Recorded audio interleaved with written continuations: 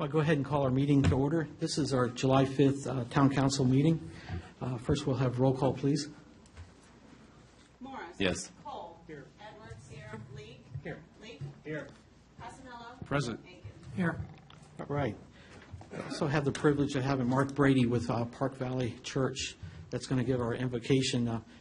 Before we stand, and I'll have Mark tell us a little bit about Park Valley, how they're doing out there. I know that they're growing leaps and bounds. Right there to the, yeah. Well, I just want to just let everybody know it's an honor and privilege to be here tonight, and thank you for the sacrifice that you all make. Because of your sacrifice, we as citizens of this incredible community benefit because of that, and thank you so much. And my name is Mark, and I'm one of the pastors at Park Valley Church just down the street in Dominion Valley, and it's an honor and privilege to be a pastor in this community and live here, and I truly feel blessed, and I love being part of the fabric of the Haymarket town. And we want to be a church where people can think about Park Valley Church first when there's a need. And we are basically just there to love God and love people, nothing else. Love God and love people. And I truly believe we have one of the most loving staffs as a church congregation. We are so blessed. And just thank you for letting us be in your community.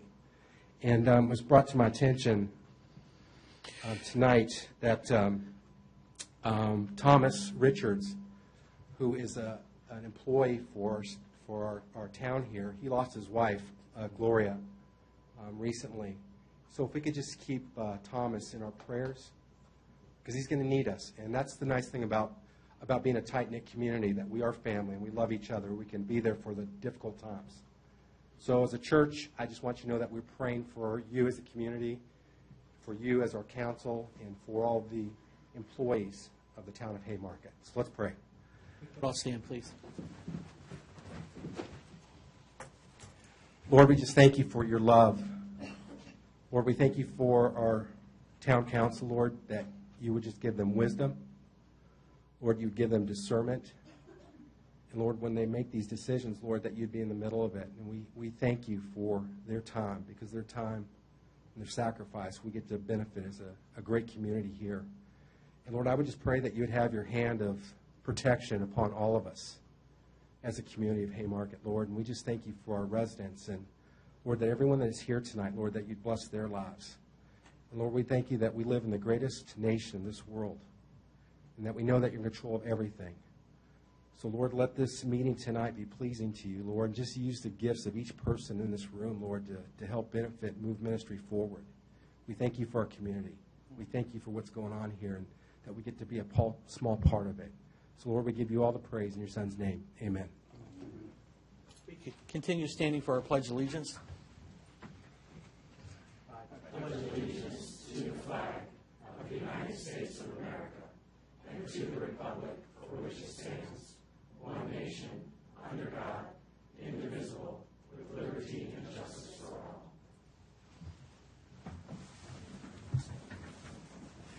All right. Looks like we have a great crowd out here for our viewing audience that can't pan around to see all the members here in the audience here. But at this time, we'll have citizens' time, and we have a citizens' etiquette where if you could please state your name and address for the record, and this will be the time to have any input. This will be unlike our public hearing, which you might have input for. There's a separate time for that, but this will be our citizens' time. Anyone? Yes.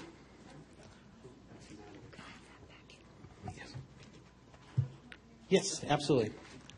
Hi, my name is Natalie Garland. I actually technically do not live in Haymarket, so you're probably wondering, what am I doing here? No, just your address for the record. That's all right. 15064 Gaffney Circle, Waynesville. So, Welcome. Thank you. I came tonight after speaking with Mr. Joe Pasanella over the phone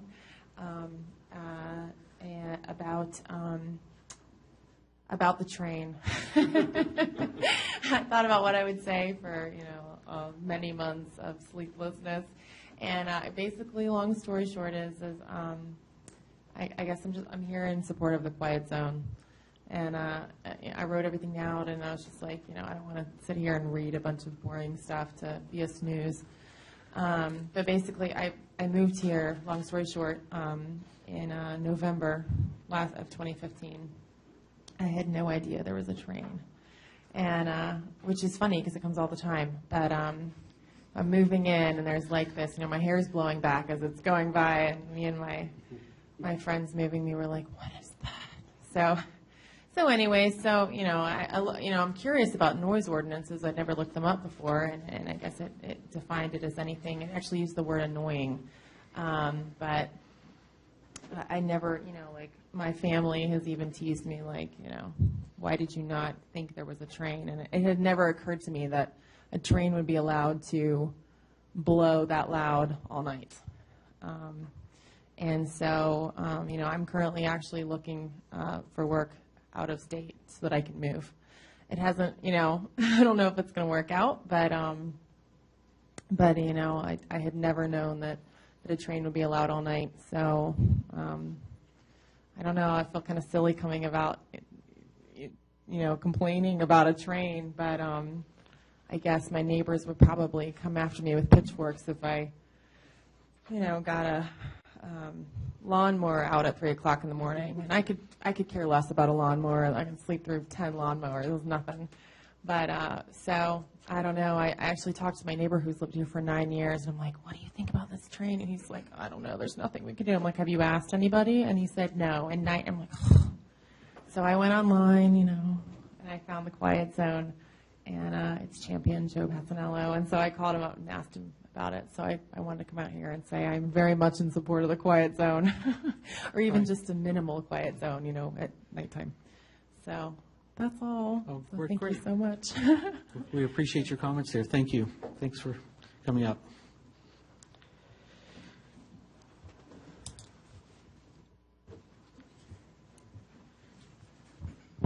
Bob Weir, 6853 St. Paul Drive.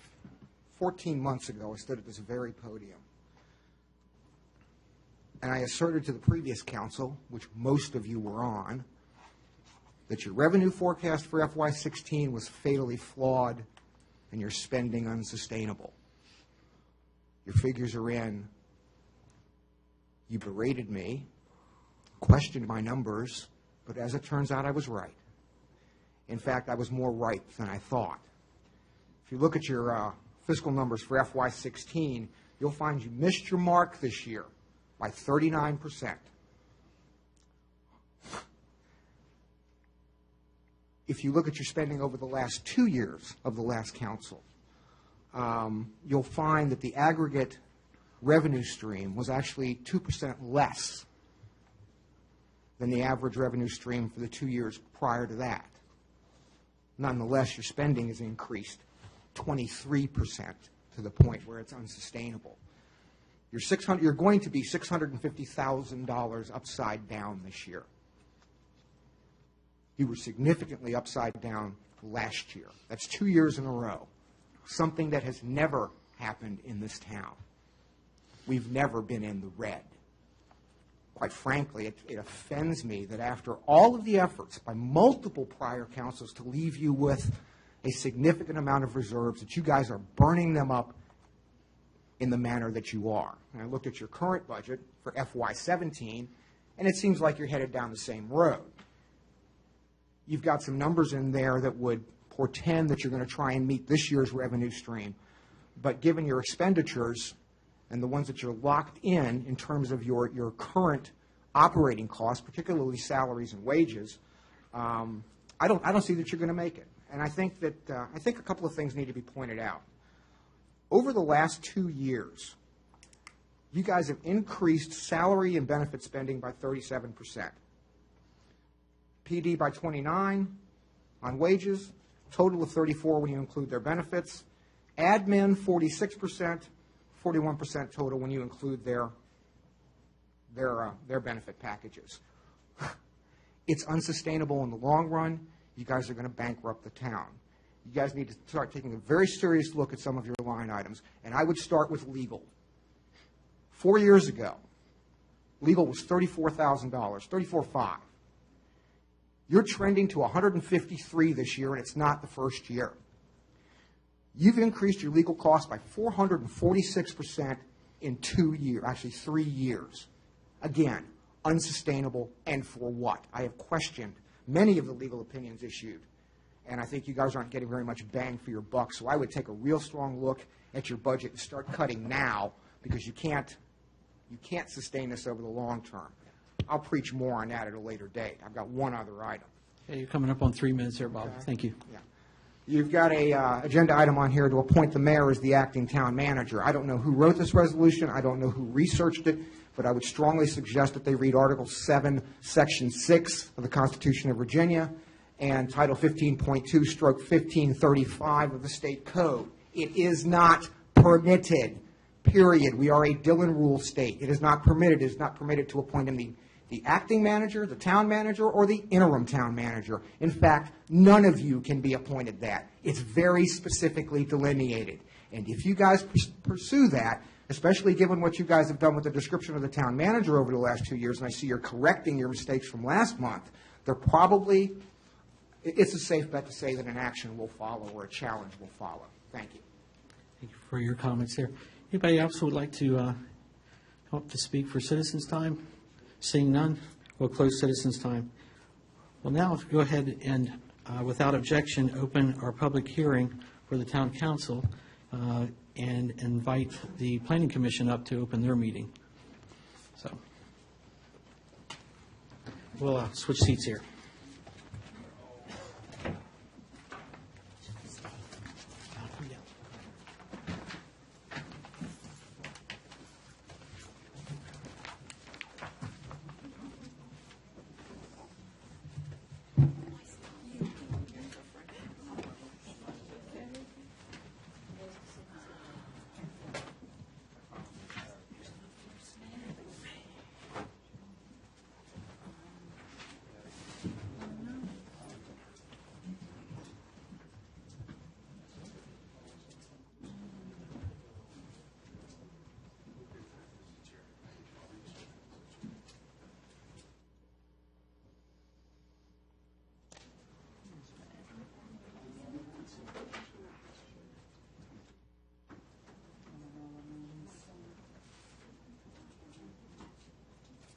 Terry, did you hear from Mr. Cottle?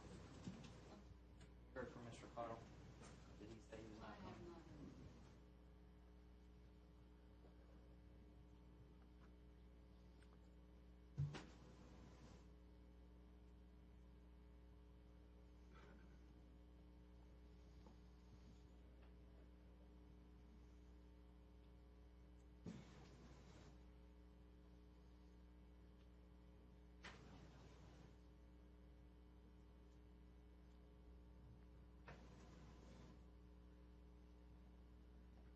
Did we elect a vice chairman last month? Oh, that's tomorrow night, isn't it? Who's currently the vice chair? What's that? Vice Chairman. All right, we will call to order the meeting of the Planning Commission, July 5th, 2016. We have roll call. Hempy. Here. Pasanello. Here. Blake. Here. Maureen Carroll. Here. Jim Carroll. Present. The order of business tonight begins with a public hearing.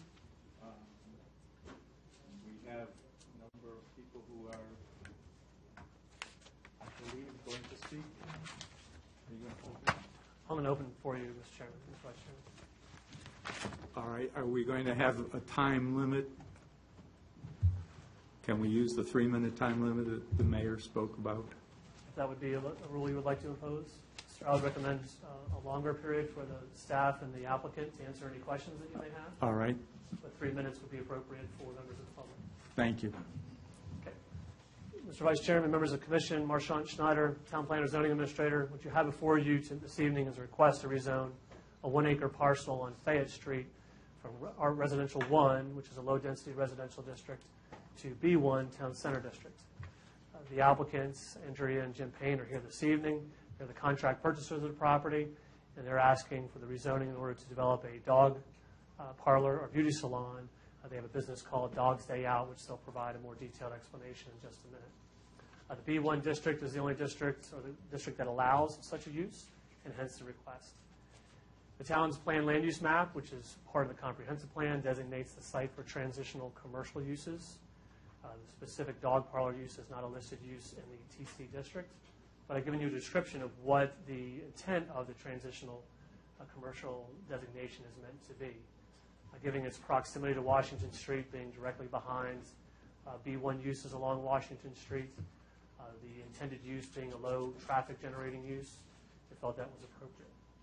With the packet, they also included a layout that would require a reduction of a 25-foot landscape buffer to an adjacent residential parcel. That would require a longer discussion of the type of alternative screening they wanted to request. So I recommended to them, in the interest of time for them, to simply ask for the B1 designation and then come in with a site plan at a later date and ask for any modifications or waivers that they would need. We did receive 2 email responses to the public notification of the hearing, which had questions about the types of uses that could be allowed in B1, which may have a negative impact on its neighbors, and also had a concern about traffic at the intersection. The use that's intended, the dog's daycare, operates a little bit differently than a standard business. Obviously, we're seeing large traffic volumes on Washington Street right now with the continued construction of the interchange. We expect at some point those volumes to die down. Being such a small parcel, we don't anticipate significant traffic generation. Again, the intended use would be much lower, and their peak hours would probably be well above or either earlier in the morning ahead of our peak hours that we see, normally between like 8 to 9, and then later in the afternoon when they pick up. So we have included draft motions for your review and recommendation. If you wanted to send it for further discussion for work session, I can provide an alternate motion to that degree. Other than that, pending any questions, I'll turn it over to the applicant to present their case before you. Thank you. Yep, no problem.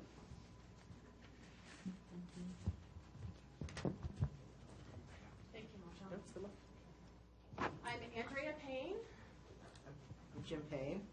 We're at 15073 Valhalla Court, Haymarket. Ironically, 2 years ago today, we moved to Haymarket. Jim and I have been talking about building a business around dogs for many years. And when we moved to the town of Haymarket, we saw that there was nothing here for our dogs. No place for them to play, no place for them to be boarded overnight, no place for them to have access to self-grooming, self-washing, and basically tender loving care 24 hours a day, 7 days a week, 365 days a year. So we ask that you hear our proposal for rezoning the property, which we feel is a great place in the town of Haymarket. With 1 acre of land, we have the appropriate parcel that we can build our dream location to house dogs in the area. At this point, we're looking at probably 5,000 to 6,000 square feet property. It is, as Marshawn indicated, kind of like a daycare scenario, like a Miniland or a KinderCare, where people come in, they drop their dog off for their services, and they leave. And it's, a 3-minute transaction inside the facility once they're a customer. The first couple times they come, or the first time they come, the dog has to be evaluated. It may be a 30-minute session that they're actually there to make sure that the dog is safe for the other dogs that would be playing, so on and so forth. But it's actually a very good business. There are 5 other locations in the Northern Virginia area. We franchised off of a corporate location. There's a location in Ashburn, Springfield, Vienna, Alexandria, and Van Doren. So we would like to bring that opportunity here to the town of Haymarket. We see lots of dogs in the area all the time. People are walking their dogs up and down the street. In addition to the surrounding communities outside of the town of Haymarket, we believe that the need is here and the support for this business. So I know there were questions or concerns that Marshawn had identified regarding noise. There's a K13 product that we actually spray inside. Foam sealant, so Yeah. suppress the noise. So that will help with all the other, Locations have that product so that you don't hear from the outside. We can also supply letters if necessary from other locations where tenants are next door and basically in the same building and really next door, where they have no noise complaints and no odor complaints as well. So, does anybody have any questions? What are the, I'm sorry. Before we begin with the public, Okay. I would ask Connor if he would. Sure. And so daily drop-off times are roughly, We're open 6 a.m. to 7 p.m. It would be earlier than your typical folks coming out for rush hour. So most of the folks that utilize the service come in early and then get on the highway and head into work. So 6 to 7 a.m. is typical drop-off time in the morning, and then pickup time is usually between 6 and 7 p.m. 6 and 7 p.m. Do you have any studies on the number of people who would be dropping off and picking up per day? It depends on how many dogs. I mean, it's typically it's a seasonal situation. In the summertime, there's more traffic and more population in the property. And in the wintertime, when you have a lot of snow and the dogs can't get out and play, you know, those typical times as well, you could have anywhere from 30 cars a day to maybe 75 cars a day. And I noticed you said the dog's playing outside, so there is obviously an area outside that they would be playing. And how many dogs are outside at a time? Or are they all let out at a group? Yeah, so there's a small group, a medium, and a large group. That's how they're contained with inside the property. They're sectioned off into different groups based on their size and their playing scenario. And the same would go for outside. They wouldn't go outside in a large group together. It would be fenced in, privacy fence, so you wouldn't see the dogs. They would. And when the dogs don't see the people, they don't bark at each other. They just bark when they see people. Is that perimeter that where the dogs are outside, is there any kind of noise abatement for that area? We wouldn't have them out in the evenings where you have your noise area. There's not an abatement For process that? outside of the fence. No. And it's not visible? No one could see the dogs at all? Correct. I'm going to flip the layout around for you. Okay. So this is their proposed layout, and they answer some questions about. This is Fayette Street, this is the proposed building, and then the covered play area to the rear. And are there scheduled times for them to go outside and play? Is it all Depends right? on how nice the day it is, right? So 11 if it's a.m. they go outside, use the restroom, and play, and then they come back in at 12, have lunch, go back out at 2. I mean, is there an actual scheduled time, or is it based on, could they be outside 15 times a day being let out, or are they going to be let out twice a day, 2 times a day, 1? It depends. If it's a nice, beautiful, sunshiny day, they may want to be out there for half an hour or an hour at a time. And, you know, then we would bring them in and bring the next group out. So, but it would be during the daytime when typically people are at work. Could you point out on that map that Mr. Schneider showed us where there would be any residential housing right now? To the right, Just to the right? And across the street also. across the street. Just want to make sure that, Here, and this is where Giuseppe's is, and the other brick building that's here. There is a home here. Okay. Okay. Okay. So, as we indicated before, Giuseppe's is here. There's another brick building here. There is a resident here, and then down the street. And from what I understand, there is also a rezoning effort where there'll be a set of townhomes back to the back side of the property. and have you at all contacted the residents who would be adjacent? We have contacted the residents who are across the street, to the right, and over here as well. And their comments? I know it's hearsay, but Yeah, no issues from what we understand. We went and visited them all. Okay, good. Does anyone else on the panel have any questions? I'm concerned with the number of cars dropping off dogs at the morning time or picking them up in the evening. Where is the turnaround area? There's no outlet there. So everybody would have to turn around and head back out to Washington Street. Is that, a realistic option with the number of cars all at once dropping off dogs or picking up? The people that typically come, it's like every 2 or 3 minutes. In our experience, we've been taking our dog to other locations in the area for 10 years. And you may have 1 or 2 people there at the same time dropping off. So And it normally just- you wouldn't. You're not going to have 75 people coming at one point in time. We only have 12 parking spaces, so. Okay, where are the parking spaces associated with this establishment? They're right along. To Right to along. the right of the building Uh-huh. that you propose? We have a Okay. couple of different iterations, should the council not approve this, where we have some up front, some up back, depending on what your preference is. Thank you. Sure. And how about the design of the building? Is there any particular design that you would have in mind as it, so it would fit into the neighborhood? Yes, we do have a design. We do have an architect, Steve Wagner. We've put some designs out there for prefab metal building, which would fit into the neighborhood. I believe X Realty has the same kind of roof we would be looking at. Maybe a metal roof, blue roof, maybe tan exterior. The facility would look like an old farmhouse. That's kind of the look that we're going for with columns and covered porches, so that it'll fit in Okay. to a residential community. All right. And, I'm not wishing this, but if the business didn't work out, the use of the building, beyond being a doggy daycare, would there be another use for it?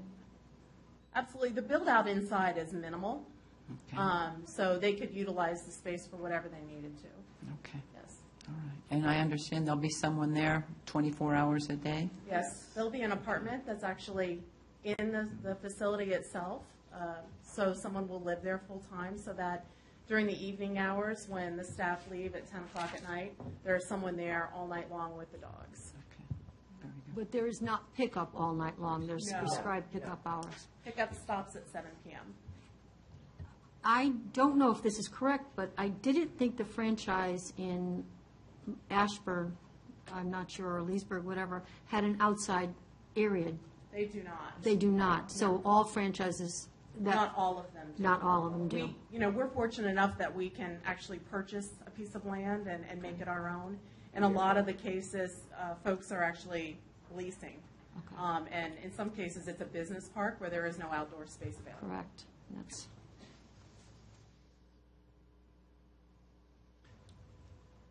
Anyone else with questions? So building will be soundproof, right? Yes, sir? Yes, A13, Mr. Chairman, what we would anticipate in the future, well, first couple, maybe some follow-up comments. First, the other dog parlor that you have in town is the dog parlor, and I just forgot the name, it's in the old post office building. Polished Pooch. Polished Pooch. The vet clinic we have in town also boards, and they also have a minimal walking area out behind along Washington, or abutting the residential uses to the rear. In this case, this is a general layout. That site planning would be subsequent to the rezoning. You would not be considering the final design and layout. And so certainly as part of your deliberation of a site plan would be to talk about the layout and the configuration of the property. We do have ordinances regarding noise, and specifically dogs, as part of our codified ordinance. So that would be a tool if there became an issue. Lastly, the ARB, this is in the historic district, so there would be a subsequent review of any design to ensure compatibility of colors, scale, massing, materials with the surrounding uses. All 3 lots, basically between Washington Street and Sherwood Forest on this side of Fayette, are designated transitional commercial. So we would anticipate if future tenants or future property owners on this side wanted to convert, they would be given similar consideration of a commercial designation, given the plan anticipates that there. So those are just some follow-up points to be made. Thank you. Thank you, Mr. and Mrs. Payne. Now I would like to invite anyone from the public who would like to comment on this to come forward. Please state your name and address for the record.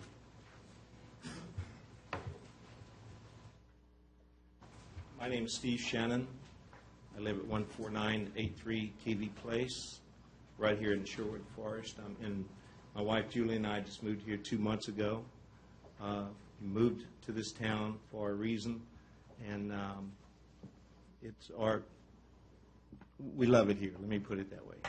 We have a man-eaten Pomeranian, about 15 pounds. I am all for a kennel here in the area, as we have to go to Centerville. However, my concern is the location for 3 reasons. Number one, traffic. A couple of citizens of homeowners, I believe, in Sherwood Forest have already sent emails about the concern of the traffic, the congestion right here now with Fayette and Washington, or Fayette and Washington, I guess. That's number one. Number two, 12 parking places is not many parking places, depending on the time of the day. My question would be, what do the cars do? There's no place to really park alongside the road. There could be safety issues there. The other concern I have is, I was walking this afternoon with my 3-year-old granddaughter up and down the Fayette, and I have a concern. Already we don't have sidewalks. We have no walking facilities for pedestrians, and there are quite a few people that walk this. So that would be a safety issue. So those are just my concerns, and being a new resident. But again, I applaud the type of business and everything. I just personally request that it not be on Fayette Street. Thank you. Thank you.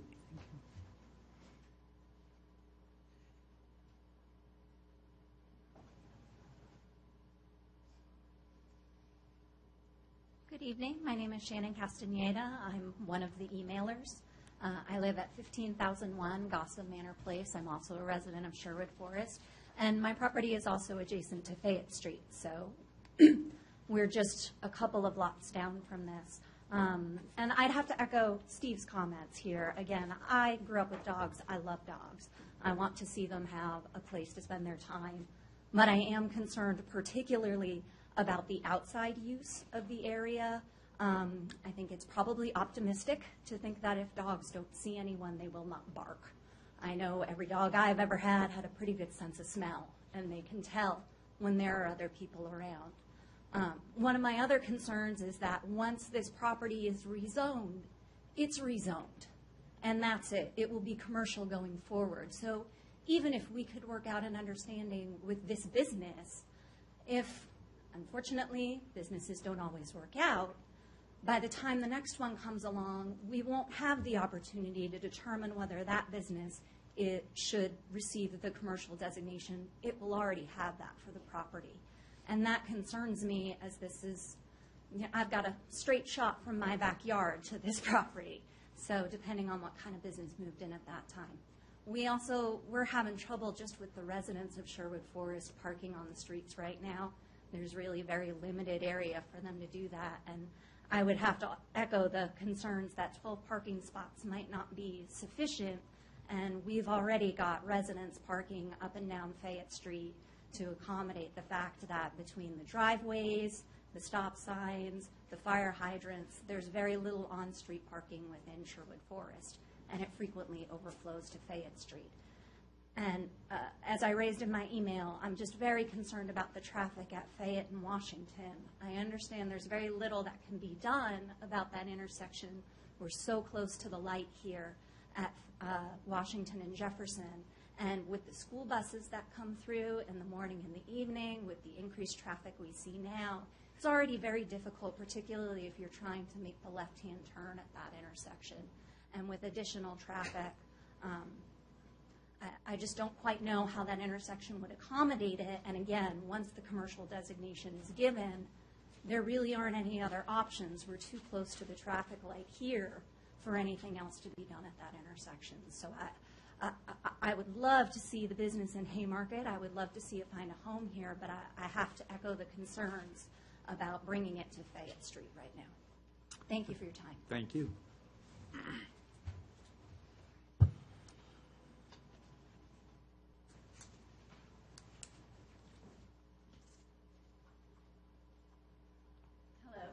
My name is Tracy Lynn Pater. I'm at 6660 Fayette Street, so I'm 2 doors down from where the proposed business would be.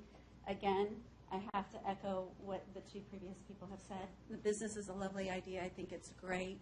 I already have problems with parking myself. There's not sidewalk safety, children grabbing the buses. The street's not wide enough. We already pull over to let another car pass by. The turnaround space, I don't see it as a realistic location from a residential point of view. Thank you. Thank you.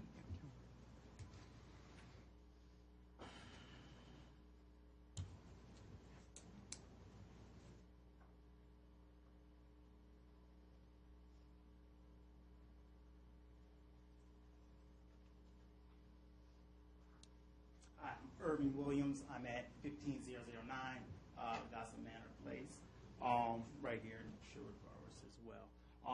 Not to go over, the things that were said, did like the things that were said, so I echo all of those as well. I'd like to bring up, two other concerns that, I would have living there. I have a 2-year-old and a 3-year-old, and we frequently walk up and down that street right there. So one, I'm definitely concerned with the dogs. I don't know what types of dogs, all different types of dogs, just dogs in general. The kids can be a little bit afraid of. So that would shut off, one of our areas for walking, and the whole community has a whole bunch of children there. So that would be one concern. The second one is, and I don't know if it's ever been thought about, is in terms of with the high concentration of dogs, the allergens that can be built up. So once again, a high concentration of children in the area, and then if we're having a whole bunch of concentration of dogs, that can affect where we live over there as well, with the allergens being in the air. So that would be another concern of mine. So those two, and I'm actually a local pediatrician as well.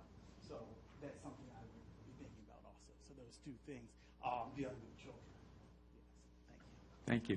Thank you. Is there anyone else who would like to speak? Thank you. We will certainly take your concerns into our deliberations, both this evening and any future conversation we will have about this.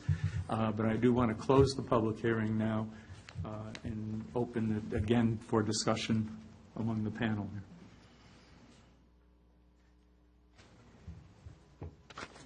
My discussion simply is, I think the concerns, I thank all the people who voiced their concerns, and I think that this definitely, I would recommend a further discussion in a work session. I don't think we really are ready to move on this at all. I think we need to gather more information, have more discussion before we make any recommendation. It's not a formal, basic motion, but that's the way I'm thinking. I would second that. I'm not comfortable with it at the moment for the mere fact of the noise outside. I personally have 3 dogs, a German Shepherd, St. Bernard, and an English Bulldog, and I know that they like to bark every time that they see each other, and when they're outside in the back playing, they're growling and barking with each other, having a great time with one another.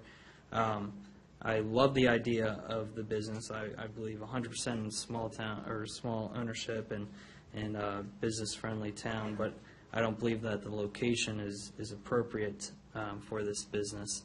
And I'm just worried about the noise and with that traffic, with being there at that location, with taking a left-hand turn. Now, granted that after VDOT finishes up the Divergent Diamond at 15, they will be moving over towards the Sheets intersection at the CVS and working on that, and that will then open up, because I know right now if you got 3 cars that want to go to Walmart, it backs it all the way up, almost to Exit Realty. And so now that's some time down the road, but at the same time, trying to take a left-hand turn out of there right now is just, it's very difficult. I think that it, certainly deserves more deliberation, just in the fact of the sidewalk, which to me is a pretty important factor. If people are going to be walking on the road And I'm not quite sure where the school bus stop is, but that, for me, would be a concern, and I think until we can get that figured out. Yeah, my concern is, first of all, noise, traffic, and we have to have this further discussion. Is not, my recommendation is not a good place for the dog daycare in there. Then can we make a motion? Would someone care to make a motion to table this for this evening until we begin tomorrow night at our regular meeting to create a work session for this particular issue? Would anyone like to offer that as a motion? Yeah, I'll go ahead. I move that the Planning Commission table ZTA 20160602 to our tomorrow night's regular meeting, regular scheduled PC meeting. I would second. We don't need a roll call. Can we just have those in favor say aye? Aye. Aye. Opposed?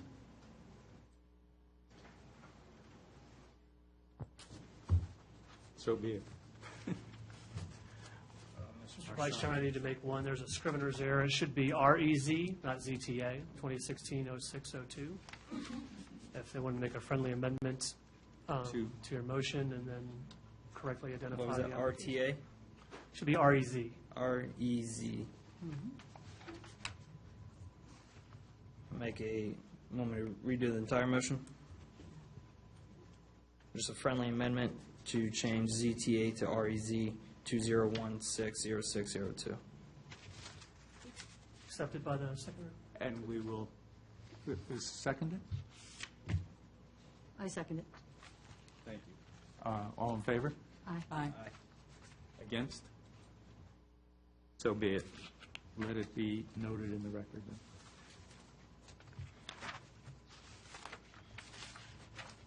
And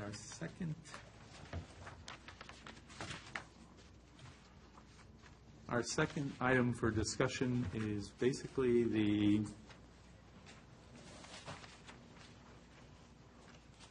site plan changes.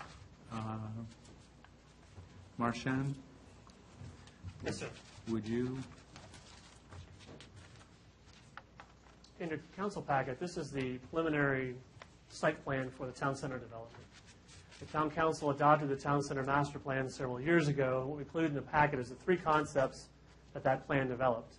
The project went out for bid. Brinker Design Associates got the contract, and they incorporated many of the elements of the three concepts into the plan. It's noted in the summary it was meant to do several things. Increase pedestrian connectivity through the site, increase available parking, reduce cut-through traffic through the site, provide a more defined community space on this property, and also deal with stormwater management. As you know, many folks, we've had issues several times with flooding of the main building. So it is kind of hard to see in your packet, but what some common elements that we see is a more formal, and this is Jefferson Street and Washington Street here, Town Hall here, Hullfish House, the Copper Cricket, and then the old post office for Washington Street Realty on the corner. Right now, there's 53 spaces available on site. This plan provides 73 to meet the parking requirements of all the tenants on the property. Provides a more defined community space on the corner. Eliminates the cut-through traffic that we see now, the driveway in front that people can use to beat the light.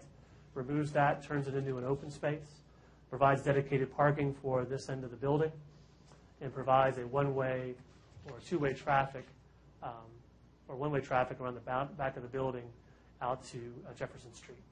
This will connect to the Connolly money. That's the pedestrian improvement project that's coming from the Old Carolina down to the town center. It will tie into that, provide a 8-foot sidewalk along the front. That will match an expanded sidewalk along Washington Street. So right now you see somewhat of a narrow pedestrian sidewalk. That will widen to match the Jefferson Street facade. It does provide a low seat wall or defined public space on the corner and kind of a concrete pad or a platform with which to host events. Another key component along Jefferson Street is the plan proposes to give about 12 feet of right-of-way along the property frontage to allow for a center lane turn lane. The idea being to match the turn lane that we have out here today on Washington Street. That would require a dedication of right-of-way by the town. That would be a later public hearing requirement, but it is incorporated as part of this plan. Provides a dumpster location near the rear of the town center building, provides some pervious pavers or other impervious surfaces for parking on the front. And what this does, too, is create a flat level surface as a multi-purpose space. You'll have your formal green on the corner, and then the parking areas will be flush. It won't be curbed and guttered, so that we can accommodate many of the events that we continue to have on site. The reason for it to be here before you this evening in the public hearing is we're dealing with an existing use, and a lot of the existing conditions are non-conforming with regards to required landscape buffers, interior parking lot landscaping, street trees, and perimeter parking lot landscaping. So as many of you know, right now we have the fence that shields the back. We were providing a driveway along the back of the property that would provide a 5 to 10 foot buffer area that would be planted at a higher rates. That's not the 25-foot requirement buffer, but again, it's improving over the existing conditions that you see today. Because of the public, and switching over to the corner of Jefferson and Washington Street, because of that public space on the corner, if we were to try to implement parking lot landscaping, street trees along that length, you would not be able to achieve the public space on the corner. Again, trying to provide a higher level of parking to meet the current site requirements. It does require reduction in some of the interior parking lot landscape, and there's so many trees per so many spaces, but that is offset by increased screening along the perimeter. So there's a description, I'm sorry, I'm droning on, but there's a series of descriptions of those waivers and modifications to provided in the packet. But the idea is that with those modifications, you're providing an equivalent standard through enhanced landscaping, or you're providing some alternative that meets the standard as well. And giving these existing site constraints, this does a really good job, I believe, of trying to meet all the masters that have requirements for the property. So I'd be happy to answer any questions.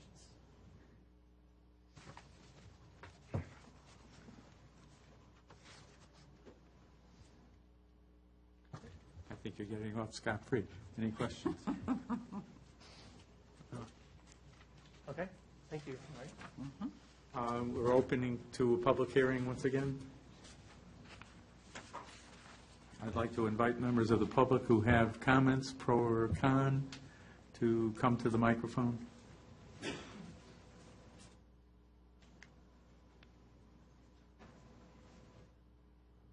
And seeing none, we'll close the public hearing. I invite motions or questions from the panel, from the commission.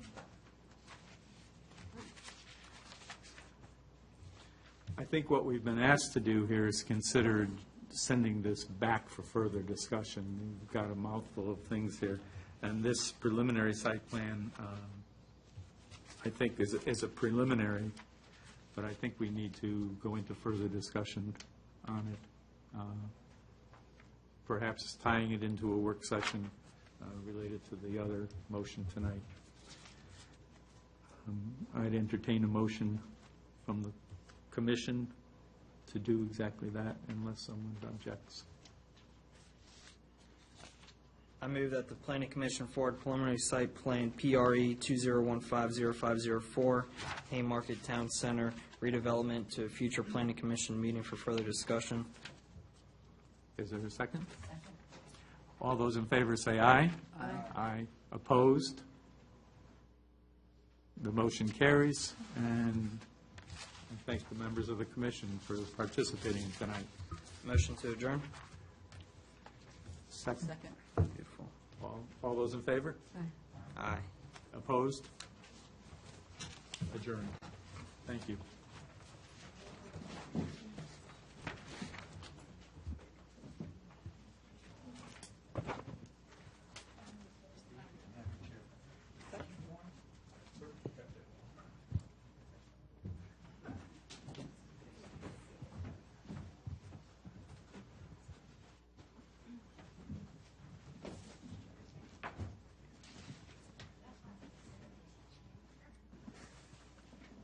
Council's also going to have a public hearing? Right. Listen to those facts. Exactly. They have to hold their public hearing as well, so you would want to stay and listen to what comments or concerns you make. And so we're moving it tomorrow night, so will you be available tomorrow night? Okay. It's also webcast, so whichever one comes, you text the other. Yes, sir.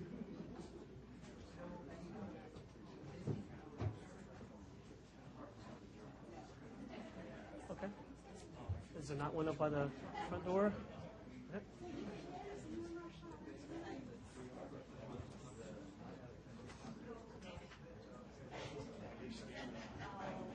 Okay. Find one? Usually early mornings before 8:30. Usually Tuesdays, Wednesdays, Thursdays are best for me. So? For sure. I'm keeping all of your stuff. That's strange. Oh. Okay. Thank you very much. Okay. Oh, wonderful. Okay. Be happy to talk to you. Good to see you. Did you travel far? Or no? Okay. Well, good to see you. What's up? Okay.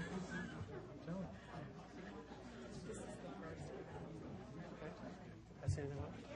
It's usually a hot chair.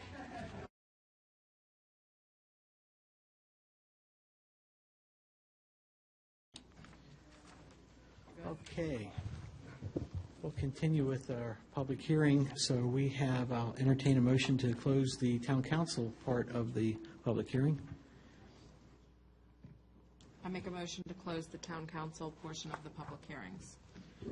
Motion's been made and seconded by Councilman Passanella. Discussion on the motion. All in favor, say aye. Aye. Anyone opposed? All right. Our next item on our agenda is our minutes for approval. We have April 4th and June 14th. I'll entertain a motion to take them both or singly. I make a motion to approve the minutes from the April 4th regular meeting, 2016, and the special meeting, June 14th, 2016.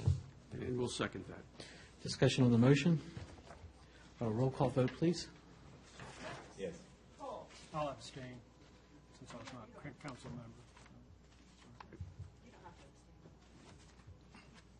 He's going to abstain. Edwards? Yes. Lee? Yes. Passanello? Aye. Aiken? Yes. All right, great. With no objection, there's a couple items that I'll be adding to our agenda. Will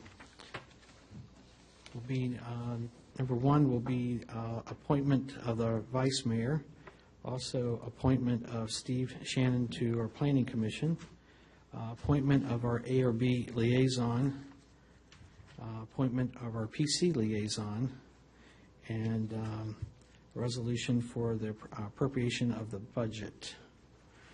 So, in doing this here, I'll be adding the appropriation as 1A, and we'll be taking the appointments under F, we'll put that as F1 for appointments. Okay, moving along, our department reports. Denise Andrews. And we're on page 11 in our packet. Good evening, Mayor, Council. Even ma'am. I just have a few updates for the Main Street report. First, the Riding the Rail, the thoroughbred of transportation, the rail exhibit will start this Saturday, July 9th, and run through Sunday, August 14th. The focus of this exhibit this year is the technology and its role in advancing the rail system over the past 100 years. This year, we will have the model train display again by the Regency Model Railroad Club in Dominion Valley. We'll also have written and pictorial displays of the great train robberies here in our country, as well as train memorabilia, and we will have the caboose open for tours during that period. I'm excited to say that we held our first Haymarket Health and Fitness Fair on Saturday, June 25th. Yes. Last year we got completely rained out, but this year it was held. It was a great event, good turnout. Novant Health was here, and they had over 400 remarkably used screenings done here inside of Town Hall. They would also like to come back for Haymarket Day and do those health screenings as well, and those screenings were free. We also had the Lions Club do free vision screenings for adults and children. And we had live fitness demonstrations done by Next Level, Transform Power Yoga, Bull Run Academy, and Black Dragons Martial Arts. And Next Level Fitness actually streamed their demonstration live, so that was great. So some of their participants can see what was going on here at the health and fitness event. We estimated there was between 225 and 300 people here, with 53 participating vendors. So it was a great event, and we hope just to build upon that every year. So we think that was a great turnout for our first year. And I have a few updates on Haymarket Day. This year will be held Saturday, September 17th from 9 to 4. The footprint of Haymarket Day will run along Washington Street. The exact location is still to be determined. We're hoping to have a meeting this week with those council members and staff just to pinpoint the exact footprint of Haymarket Day this year. This year's theme will pay tribute to our country with a historic Americana theme. Staff will be reaching out to Marine Sergeant Marcus Dandria as our Grand Marshal for this year's parade. The main stage performances will be organized by Contemporary Music Center. They're helping again this year. Performing bands will range from country, R&B, classic rock, and reggae. Yeah. Haymarket Church will open their doors as a cooling station as well as nursing and restroom facilities. Foster's Grill will either have a hot dog or hamburger stacking contest this year. And actually, to date, we have close to 100 applicants so far for Haymarket Day. I'll open it up for any questions. How does that compare to like last year at this time? I mean, I'm sure we're still early in the game, but... We're actually ahead of where we were last year this great, time. Great. Yes. And their sponsorships? Yes. Yep. Sponsorships are still coming in, and we're looking good for this year's Haymarket Day. I'm excited. Good deal. Other questions from the council? No questions. I just want to say thank you. And I know it's not just you, I know it's town staff as well, but I know you're the brains behind the operation, and I know we greatly appreciate it. Thank you. We'll talk about the reggae. Well done. Will you be performing this year? No, not this year. Any other questions for Denise? All right, thank you very much for your time. Thank you, ma'am. Yep. Our next report, our treasurer's report, Ms. Wilson. Good evening. I'd like to welcome the new council members tonight. I don't know if you had any questions on the profit and loss. When this was run, it was June 28th, and as you know, our fiscal year ended June 30th. We still have numbers coming in, and we will for the next month. We'll have revenues coming in and expenditures throughout the month of July. Again, I have Mary Earhart, our CPA, coming back mid-August to get us even more prepped for the September audit that we anticipate probably mid-September for that. I did want to make a note on the event information, the revenue that was referred to in your packet. It shows revenue for event at $47,088. We had to move a lot of that money over to this year's events because a lot of the revenue that came in was actually for Haymarket Day. So we had to defer that revenue over for this year. So your actual number for 2016 town event revenue is $28,633. Just to let you know that.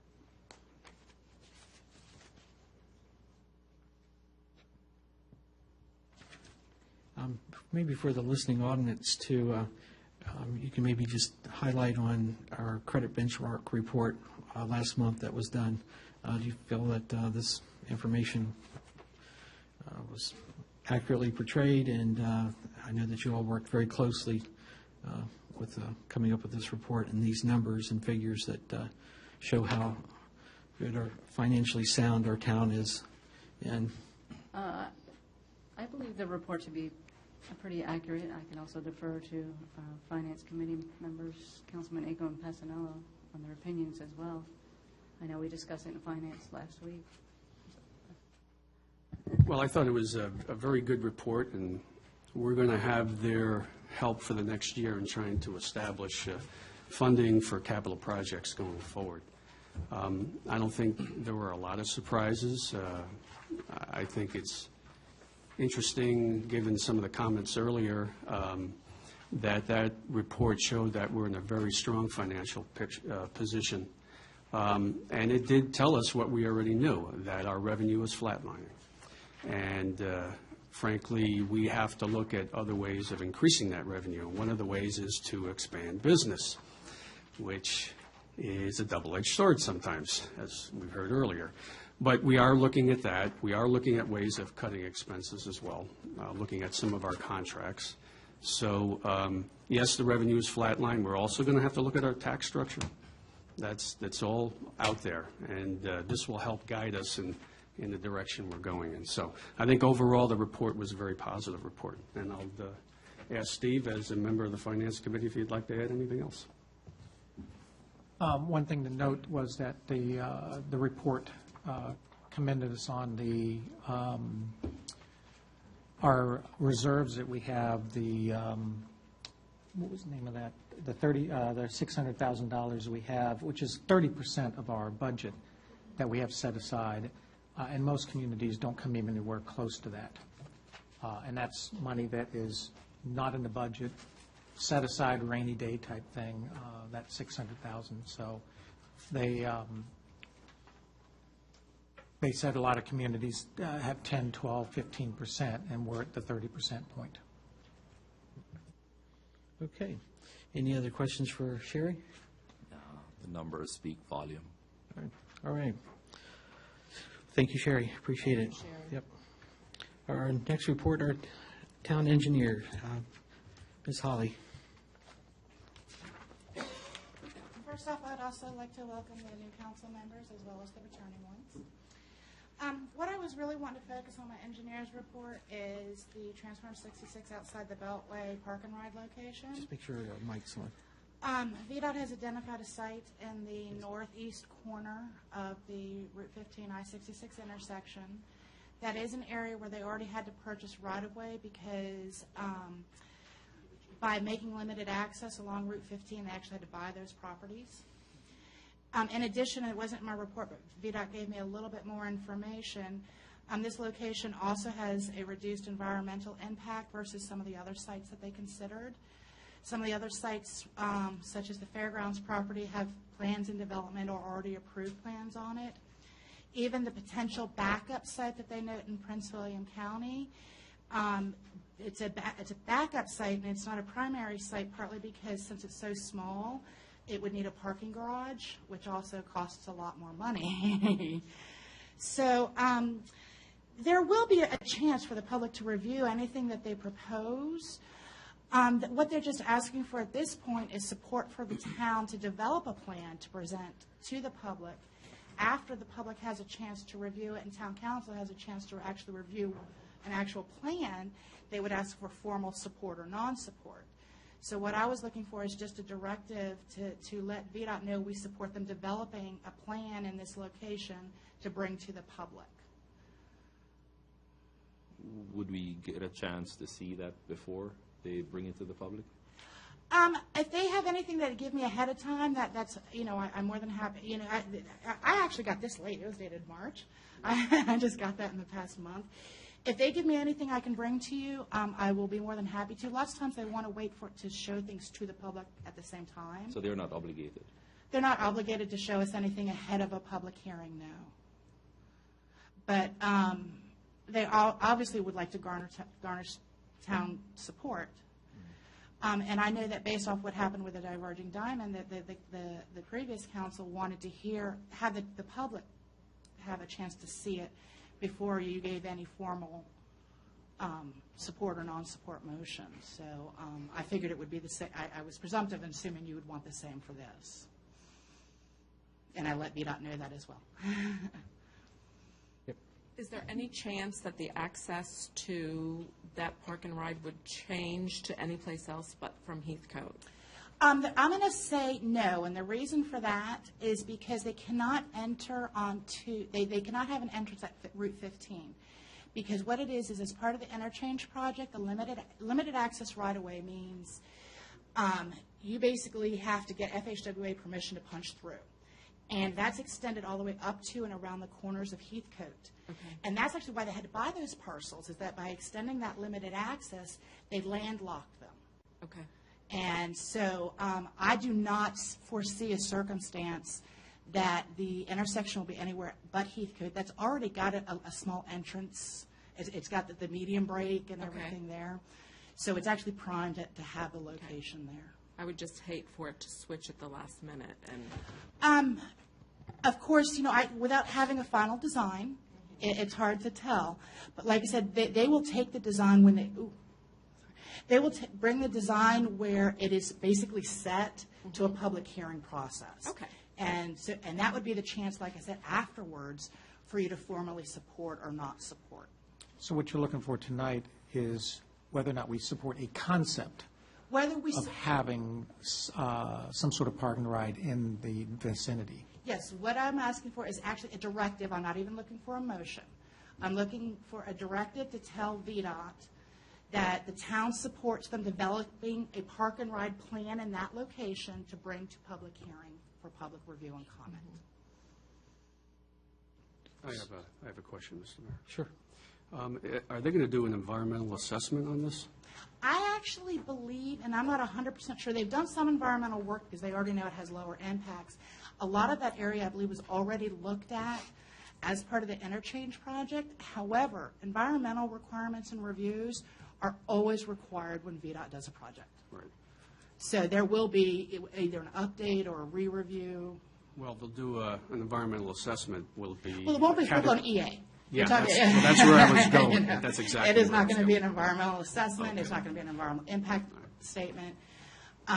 It might be, I don't know what type it will be, but I don't think it's going to be something full-blown as that. So they haven't done any preliminary work on this, like relative to traffic flow and how many spaces and how large? I think that they have started looking at it, but they're not ready to put that out to the public yet. Okay.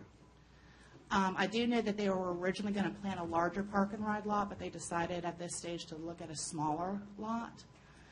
I'm not sure, 100% sure why, but I do know that they have backed off on the size that they're proposing. I think one of the things that I noticed on the map was the potential for Robinson's Paradise, I guess it's called, right? The development there. They're on the backside of that. Mm-hmm. So I would be a little concerned about that. That would be something we would want to be close to. Well, and that's one of the reasons why when they first approached me to see if we support it or not, I wanted to make sure that was the first thing I asked, is the public going to have a chance to see this, which would include the adjacent neighbor. And they assured me, yes, that will happen later on down in the process, once they actually have a design, a vetted design to present. Because I agree, the neighbors need to know. And even if the Robinson's Paradise development at the site plan that's approved or the rezoning, not just them, but there's existing people on Walter Robinson Lane. Right. So, yes, I wanted to make sure, and VDOT is all in agreement that the public is going to have a chance to review and comment. Okay, thank you. Just one more, Mr. Mayor. So did they purchase the stone building on the west side of 15 also? That one house, that was, yes, the gentleman apparently passed away, because that was a big concern. I think he wanted to live out his life in that building, and I believe they purchased the entire property. So directive, she's looking for a directive. Mr. Mayor? Yep. I would request a town council to consider a directive to notify VDOT that the town supports developing a park and ride design at the northeast corner of I-66 and Route 15 to the point where the design is ready for public review and comment. Okay. I'll second. Been seconded. Discussion on the motion. Just if at all possible for us to see it before they bring it to the Okay, I will see if they're able to do that. Because I would hate for the public to get the misconception that we're supporting this VDOT study and we're behind the study when VDOT should take it to the public without us seeing it or even getting behind it. Well, and that's what I'm saying, is that's why I wanted to make sure this was just a directive. It's not a motion of support for the actual design. Okay. I was very careful about how I was asking that question, because I did not want to give the impression that we are supporting the actual final design when you have not seen one. Okay, Any other questions on the motion? A roll call vote, please. Yes. Cole. Edwards. Yes. Leak. Yes. Casanello. Aye. Yes. Great. And then the other one is the Route 15 Railroad Overpass. Basically, Prince William County is still continuing to look for funding. They're applying for the next round of, now it's called Smart Scale, which we call HB2. Actually, a member of the Prince William County staff had mentioned he's never tried so hard to get funding for a project before in his life. So they are actively trying to get funding for this project. And I'll keep you posted if I hear that they get any. Okay. Okay. Thank Further you. questions for Holly? All right, thank you very much. Thank you. Thank you, ma'am. All right, we'll move on to our buildings officials report. Mr. Barbeau, if he's watching from the Outer Banks, we wish him well on his vacation time. If there are any questions or comments, we can get with staff later. Moving on to our planners report, Marchant. Good evening, sir. Thank you. For the record, we did not coordinate outfits. Councilman Casanello and I did not coordinate. But apparently we're smart shoppers and we shop at Kohl's. Or at least our wives are frugal and shop at Kohl's. Mr. Mayor, the only thing I had to add was, you may have seen the email, Chick-fil-A intends to have a grand opening first week of July or August. So they're moving quickly. You may have seen the signage is up. Paving is in. So they're moving forward quickly. Other than that, an update to the site plan status summary. I did the charitable lodge, or what we've referred to as tobaccology. All comments have been returned to the applicant's representatives. I followed up with emails to the engineer, emails to Jim Kraut, the lodge representative, and stopped by and saw Brett at the facility this evening, let him know the status. What we have to resolve is the landscaping that's necessary to screen their parking. So, other than that, the summary is up to date, and be happy to answer any questions. What was the reason they tore up the parking lot around the Chick-fil-A? Was it just a rough poured, or was it not? You may recall there was a 10,000 square foot building that was supposed to be behind those three tenants in front. When they consolidated part of that parcel with the second building with the Chick-fil-A parcel, and then redid the interior parking orientation and travel ways inside. So they had to tear up that side of the development to get that in. They still provide interparcel access to any future development on the fairgrounds. I have one other question. The ice rink, is the second rink going to have its own separate chiller, or is the first chiller going to serve both of those? Do you know? They're going to have a centralized chiller at the completion of the rink. The chiller that's out there will be used until that second rink is completed and the new chiller is brought in. Is that new chiller in the same location, or is it going to be? No, it would be entirely enclosed within the building. That's outstanding. Yes. Okay, thank you. The fairgrounds property, I notice guys in our audience here. How are we doing? It's back in their hands right now. We had several productive meetings dealing with some interior site access to the proposed hotel site. We're calling it a conference center, by the way. Sorry, conference center. We'll continue to call it. I know. No, we had some. They've been very receptive to again trying to redesign the site, make sure all the elements work, and they anticipate resubmitting their proposal in September, I believe. So. Oh, good, good. Absolutely. Come up to the Mr. mic. Gregg, Sure. come up on- Is there a process where I could do some outreach to the citizens? Is it just bring it in and then let everybody, or should I be out talking to some of the neighbors? What's the proper protocol on that? That's a good question. I think obviously can start right here at we could put you on the agenda and have a presentation and invite the public and let them know. I mean, I'm prepared to do it formally, but also informally as well. Sure, absolutely, absolutely. I grab it with B.M. Smith. Yes, yep. Thank you, sir. You could also have the ability just to have, you could have a community meeting here if you wanted to on his own and have people come out and interact. So. Absolutely. Okay. mentioned earlier to Guy, one of the things that you may need to look at is just a phased approach, especially with Dominion and things in the air right now as to their directions and what they're going to be doing. So maybe that would be a good proposal that you would bring forward. We are open to that. We'd like to move faster than. Yeah. We'd like to have that hotel up, our conference center. We would suggest that we'll have part of the zoning that will not have the elevations ready. In other words, Lidl, the grocery store, is ready with elevations. We believe that we'll have a townhome developer that'll be ready with elevations. We hope to take the retail center out to ICSC and find the right retailers. We hope also to find the right flag for the hotel. So, well, again, I was taught not to promise what I can't always control, and I'm not sure I can control what the right flag would want to do with the site. But we do want it to be a hotel that everybody would be proud of, and if there's rooms for people to conference in, that's fine. But I don't know if the site is big enough to really be a huge conference center. And it's sometimes hard to compete with the big companies on the true conferencing. Understood, yeah. All right. Mr. Mayor, if I could Yes. prepare the council. So the Quarles Center, we call it the Quarles Center site, CVS, Fauquier Bank, and Chick-fil-A. It's part of the interchange or intersections improvements of Washington to 15. Most of that landscaping will be removed. The sidewalk will be moved back, and there'll be a retaining wall along that frontage. So, for instance, right now you can't see the Chick-fil-A sign behind all the landscaping. We had coordinated with them to design the site anticipating the expanded right-of-way and the turn lane. So you'll probably get some citizen input once those trees start coming down and a lot of the other landscaping starts coming out.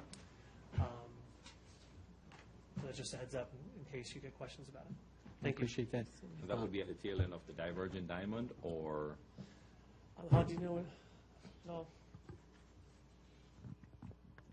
I actually touched base with VDOT last week about when they're going to start the Washington Street work, and they were supposed to start it in the spring, but due to some delays in obtaining the right-of-way, they don't know when they're going to start working on Washington Street.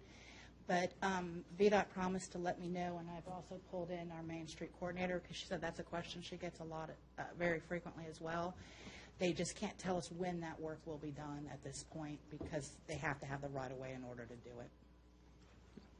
In your communication with them, is there any way you could find out if we could still have the same number of lanes while they go through that shifting of the sidewalk?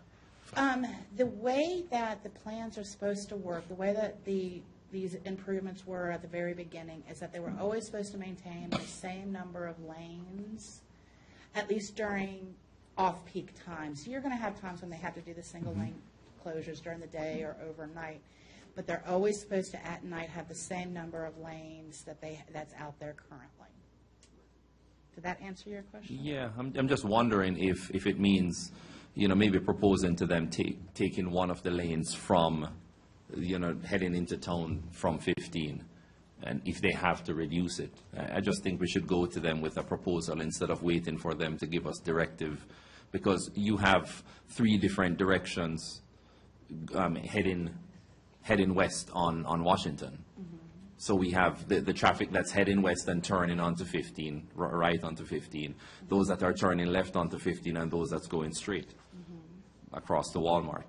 So, sometimes they would not think about, let's reduce those lanes, but take away one from the lanes that are heading east on Washington. I can ask them about that. Part of the problem that you're going to face, and because you'd asked about some restriping and stuff like that before, you also have to follow it to the other side of the intersection. I don't know if you've ever been through a traffic zone that does a shift in the middle of the intersection, and I've driven those at night, and it freaks me out, okay? I'm from Jamaica. We don't have lines. It just shifts.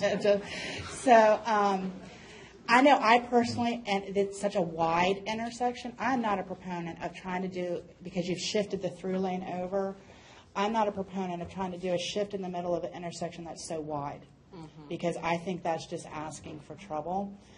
But I can throw it out to them. I have not seen their plans to know what type of, because you've seen here where they're already doing traffic shifting on the interchange. So I don't know if that's one of their plans or not. I can throw it out there to them. But I know that they said that at least during non-peak hours, that they're supposed to have the same number of lanes available. Okay, thank you. Other questions for Marshawn? All right, moving on, our police report. Chief Noble, welcome back from your vacation. Good evening, Mr. Mayor, Town Council. Good evening. We could have the audience, please. Thank you. As I typically do, I like to go over some of these significant events in May. And not that many, which is a good thing, but we did have one credit card fraud.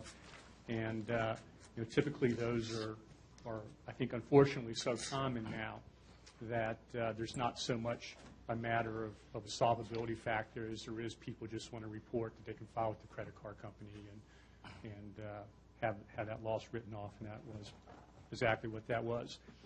We also had a very simple assault at Pickle Bob's, and at the time it was reported that a unidentified male was talking inappropriately to the staff there and then touching them on their arms, some things that simply made them feel uncomfortable. And what was fortunate is that his arrival there was relatively predictable, so it didn't take too much work to be there at the time that he typically shows up, and we were there waiting. Had a cordial discussion with him, discussed what was occurring. He didn't realize that he was offending staff. Nonetheless, at their request, he was barred from visiting the property any further, and they were simply okay with that, as he was. 2 traffic stops that resulted in possession of marijuana arrest. Again, nothing particularly unusual about that. Finally, we did initiate a traffic stop, and as the officer approached, he noticed a firearm, a pistol on the dashboard of the vehicle. And what was unusual about that, what made that case unique, is that the operator of the vehicle and the identified owner of the weapon, one and the same, was under an active protective order, which forbids him from possessing that weapon. And he in fact, knew he was under that protective order and was arrested for violation of that order. A couple of updates on traffic in town. Crashes to date this year total 9. We had another, I guess, 3 crashes in the month of May that pushed the annual total up to 9. Again, significantly less than 2013, but climbing towards where we were this time last year. We issued another 120 or so summons in May, and breaking that down at least by speed enforcement, the vast majority of those were in our reduced speed zones, which is, again, what we want to see. Year to date for 2016, only 20 of the over 200 speeding tickets were in our highway zones or Interstate 66. And again, that's exactly what we ask of our officers, keep that traffic enforcement here in the town center, in the neighborhoods. Finally, we did have a couple of community relations events. The first of those was Officer Jason Davis completing a safety talk to the Brownies. I participated in Prince William County Police Department's Officer Down Memorial. And if you weren't aware, May is the law enforcement memorial officers events. Officer Breeden also participated in a very similar event at the Rappahannock Regional Criminal Justice Academy in Middletown. And then finally, I think it is noteworthy that as part of the move from the old police department to the new, we were able to meet with Habitat for Humanity and donate a literally full truckload of furniture that we simply had no use for in the new facility. And it was, I think, a great win for us because we were able to clear out significant amounts of furniture from the old building and I think it speaks for itself that it went to Habitat for Humanity. Finally, just a couple of current initiatives I want to update you on. The first I just alluded to, and that is by the end of the month of May, we were able to move fully into the new space. And I was pleased with how that transpired. As you all know, the actual move we did ourselves, but the company that supplied the packing materials was phenomenal, and it worked great. And it was, I think, as seamless a transition as you can have, understanding that we did it in I can only describe it as record time. Quite honestly, I was quite the opposite. I predicted we never would get in there before about the second week in July, and here we are, already in it for over a month. Finally, I did want to give a little bit of an update on accreditation, and for one reason in particular. And to get a police department accredited, the foundation of that is going to be a set of general orders that meets the requirements highlighted by the various standards that you have to meet. And for the town of Haymarket, quite honestly, that requires an almost complete revision of all the general orders. And currently, I'm at about 53% of that.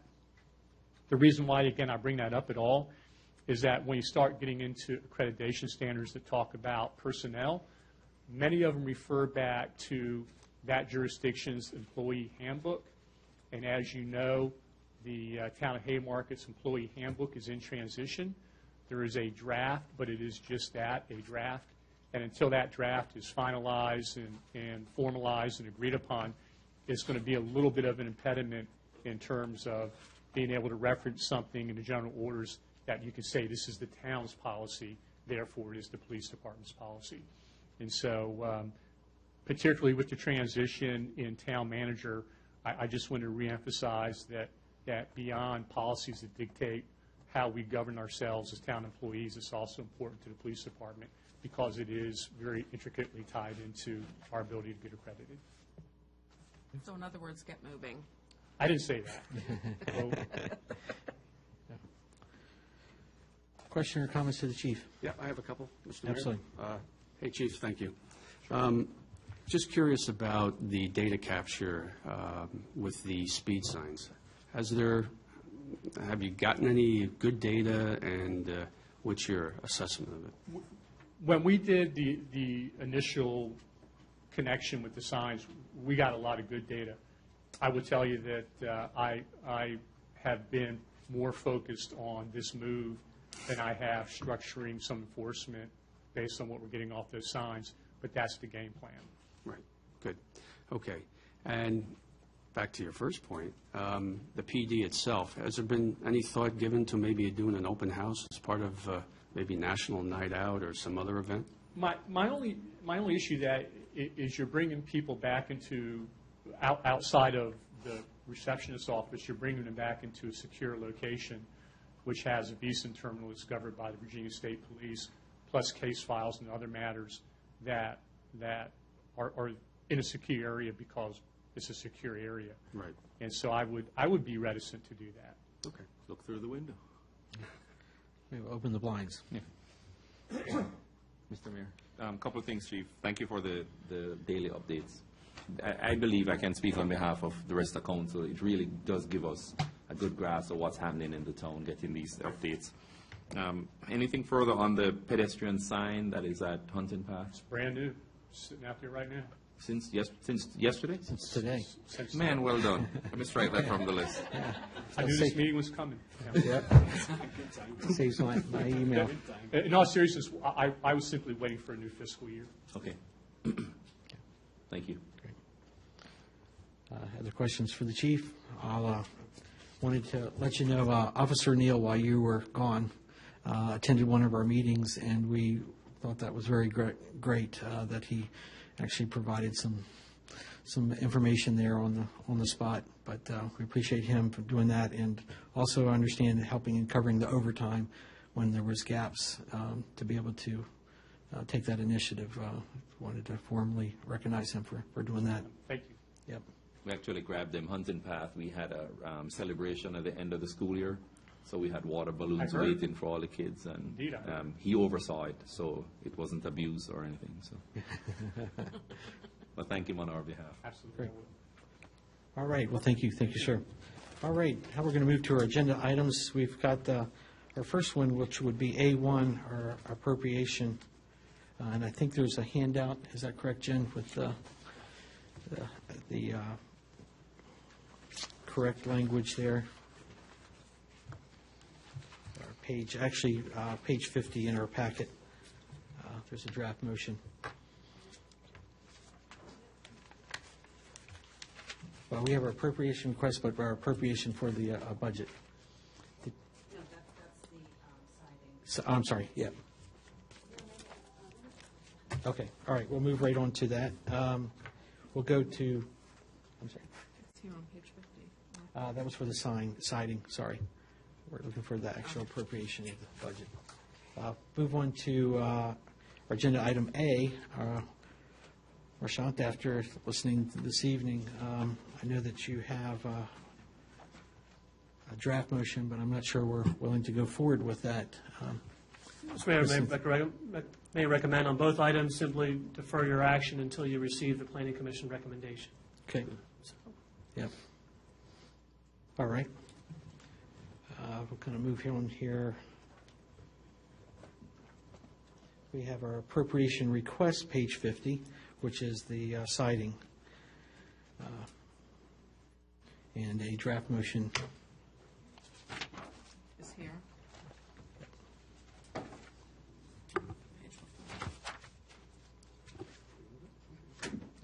All right, Mr. Mayor, I'll move that the town council waive the requirement that the town obtain 3 bids per the adopted spending policy, POL 201-40707, with regard to the siding replacement of 15026 Washington Street, and authorize the treasurer to issue half payment in the amount of $7,537 prior to work commencing, then final payment to Peak Roofing in an amount not to exceed $7,537 once the project is complete.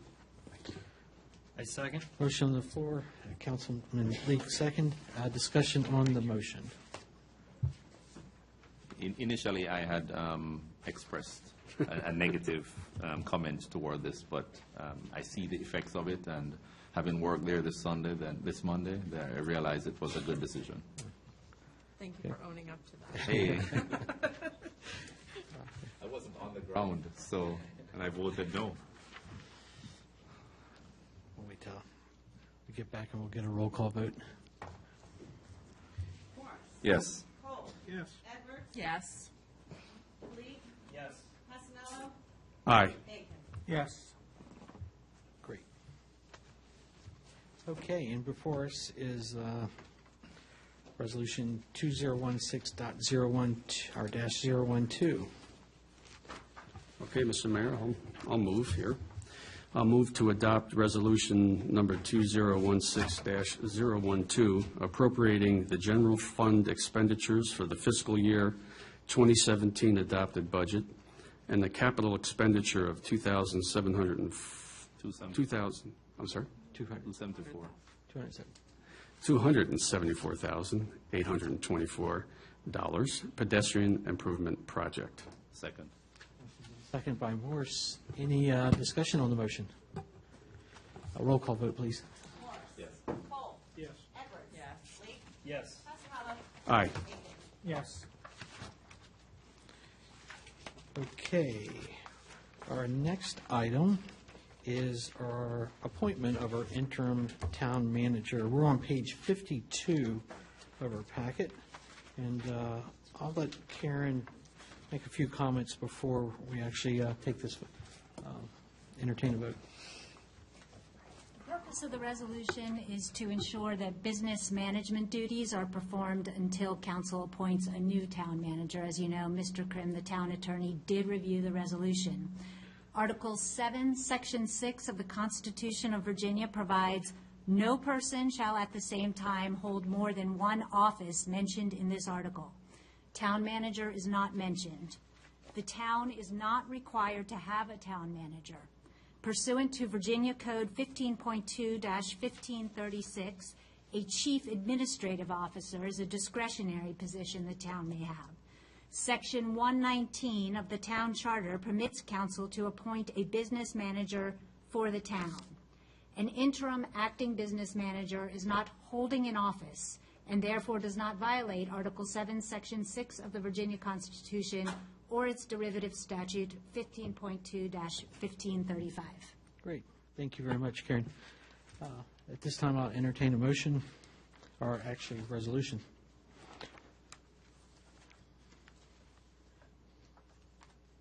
Do I have to read the whole thing, Karen?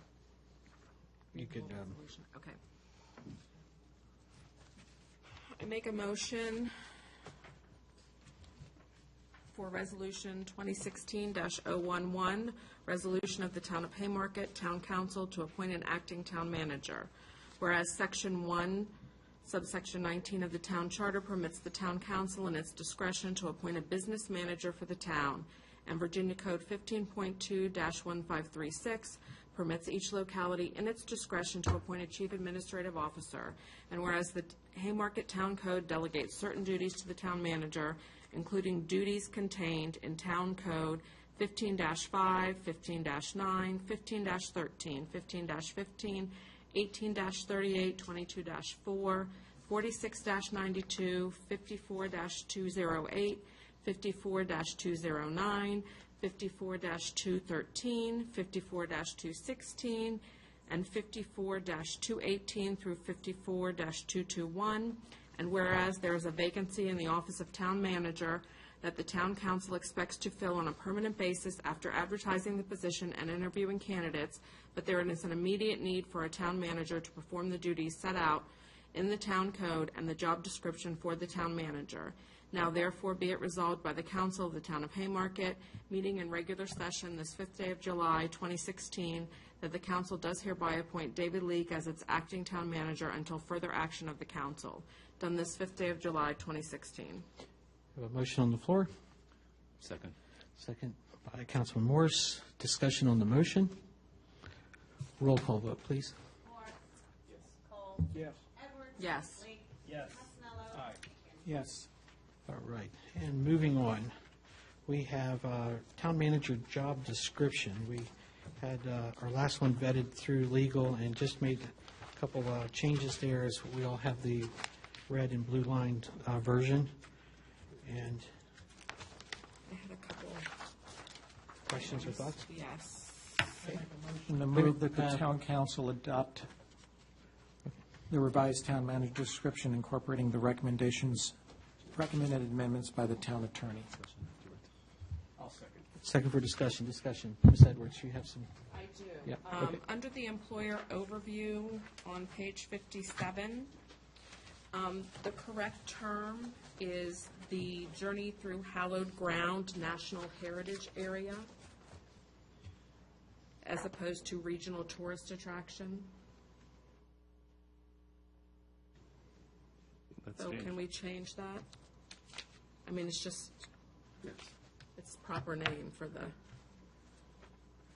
All right, any other corrections or? Sure. I have a correction. Two things. One is just a typo under employer overview, second paragraph, last sentence. There's a 6-member police department managed by a chief of police, including an, I think it should be administrative assistant, right? Mm-hmm. And then going backwards, sorry to do that to you, but page 2, the number 9 at the top of the page. The last sentence of number 9 says oversees the bid process on major purchases. You might want to say oversees the bid process where a bid process is required, on purchases where a bid process is required. Okay. You can strike major. Okay. I have a comment too. Go ahead, Joe, and then I have one more. Go ahead. No, I'll wait. I'm just curious as to why the valid Virginia driver's license was struck. That was an issue. And I can't remember Martin's comment for that. I just thought that we had all discussed that it was very important to us that the new town manager lived very close. But they can live here without a driver's license. Okay. Yeah, I think there was a reason, and I don't. Could be. And that could have There's a been- lot of different reasons. Okay. Any other short discussion? One comment, Mr. Mayor. Packet page 56, section 13, where we talk about the town manager visiting. I don't necessarily agree with that term. I think it should be inspecting. Okay. Throw it out there. I would say that Okay. the word inspection is a hot word, is a loaded term, and implies an official capacity that he would have to, imply an official capacity that he is inspecting something. What is he inspecting? And what power does he have? Well, I would argue that he's inspecting the facilities of the town itself. The condition, he's checking for ordinances, he's checking for codes. I mean, I know we have an engineer that does it, but he could be the first wave of a need to do further inspection.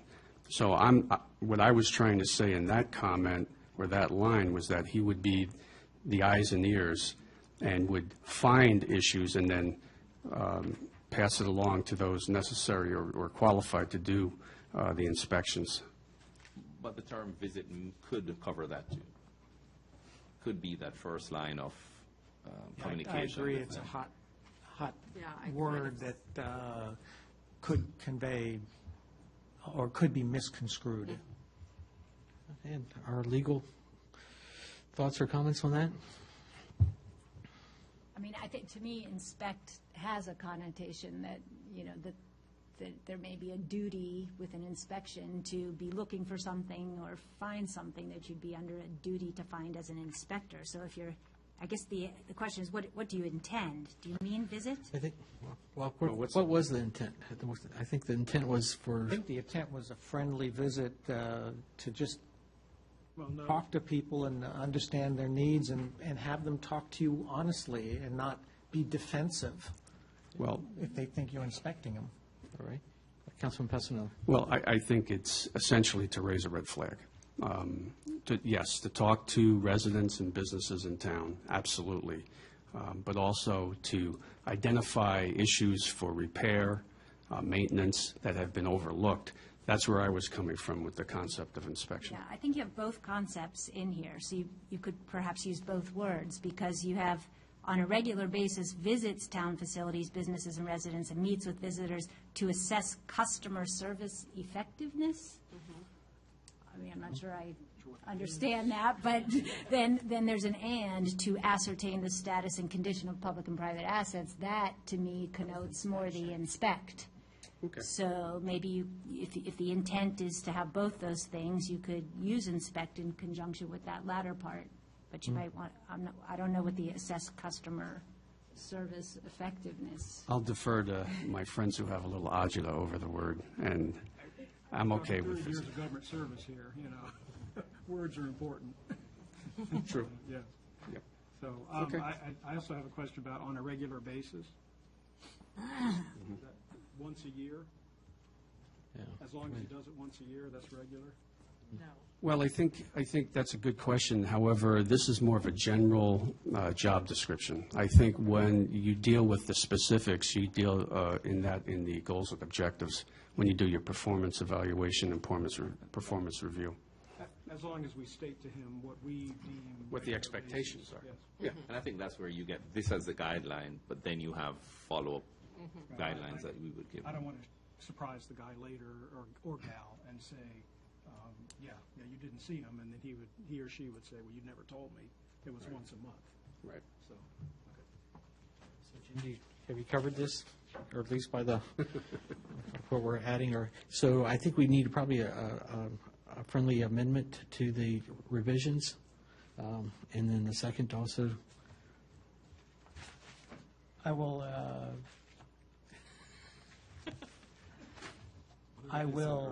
adjust my motion to accept those amendments mentioned. Okay. There we go. All in- Yeah. Jen, are you clear with the amendments are by the tape? Okay. Okay. Great. I amend my second. All right. Any further discussion on the motion? Seeing none, a roll call vote, please. Yes. Yes. Aye. Yes.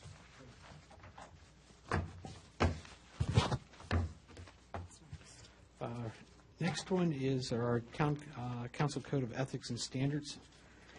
We all were provided one. Not sure if there's any more discussion that would need to follow on it, not unless any of our new members or old members have a concern or issue. We'll just, So the expectation is that we sign this tonight. yeah, unless there's an issue or objection. Our next one, pardon me? There you go. Oh, yeah, yeah. We can, yeah. Get that done. Our next one is, we're going to move on to our item F1, which we'll start out with our appointment for Steve Shannon to the Planning Commission. This was a handout that we have. I make a motion to appoint Steve Shannon to the Planning Commission for the term ending the vacant seat, and the term will end June 30th, 2019. Have a motion on the floor, We'll second that. seconded by Councilman Passanella. Discussion on the motion?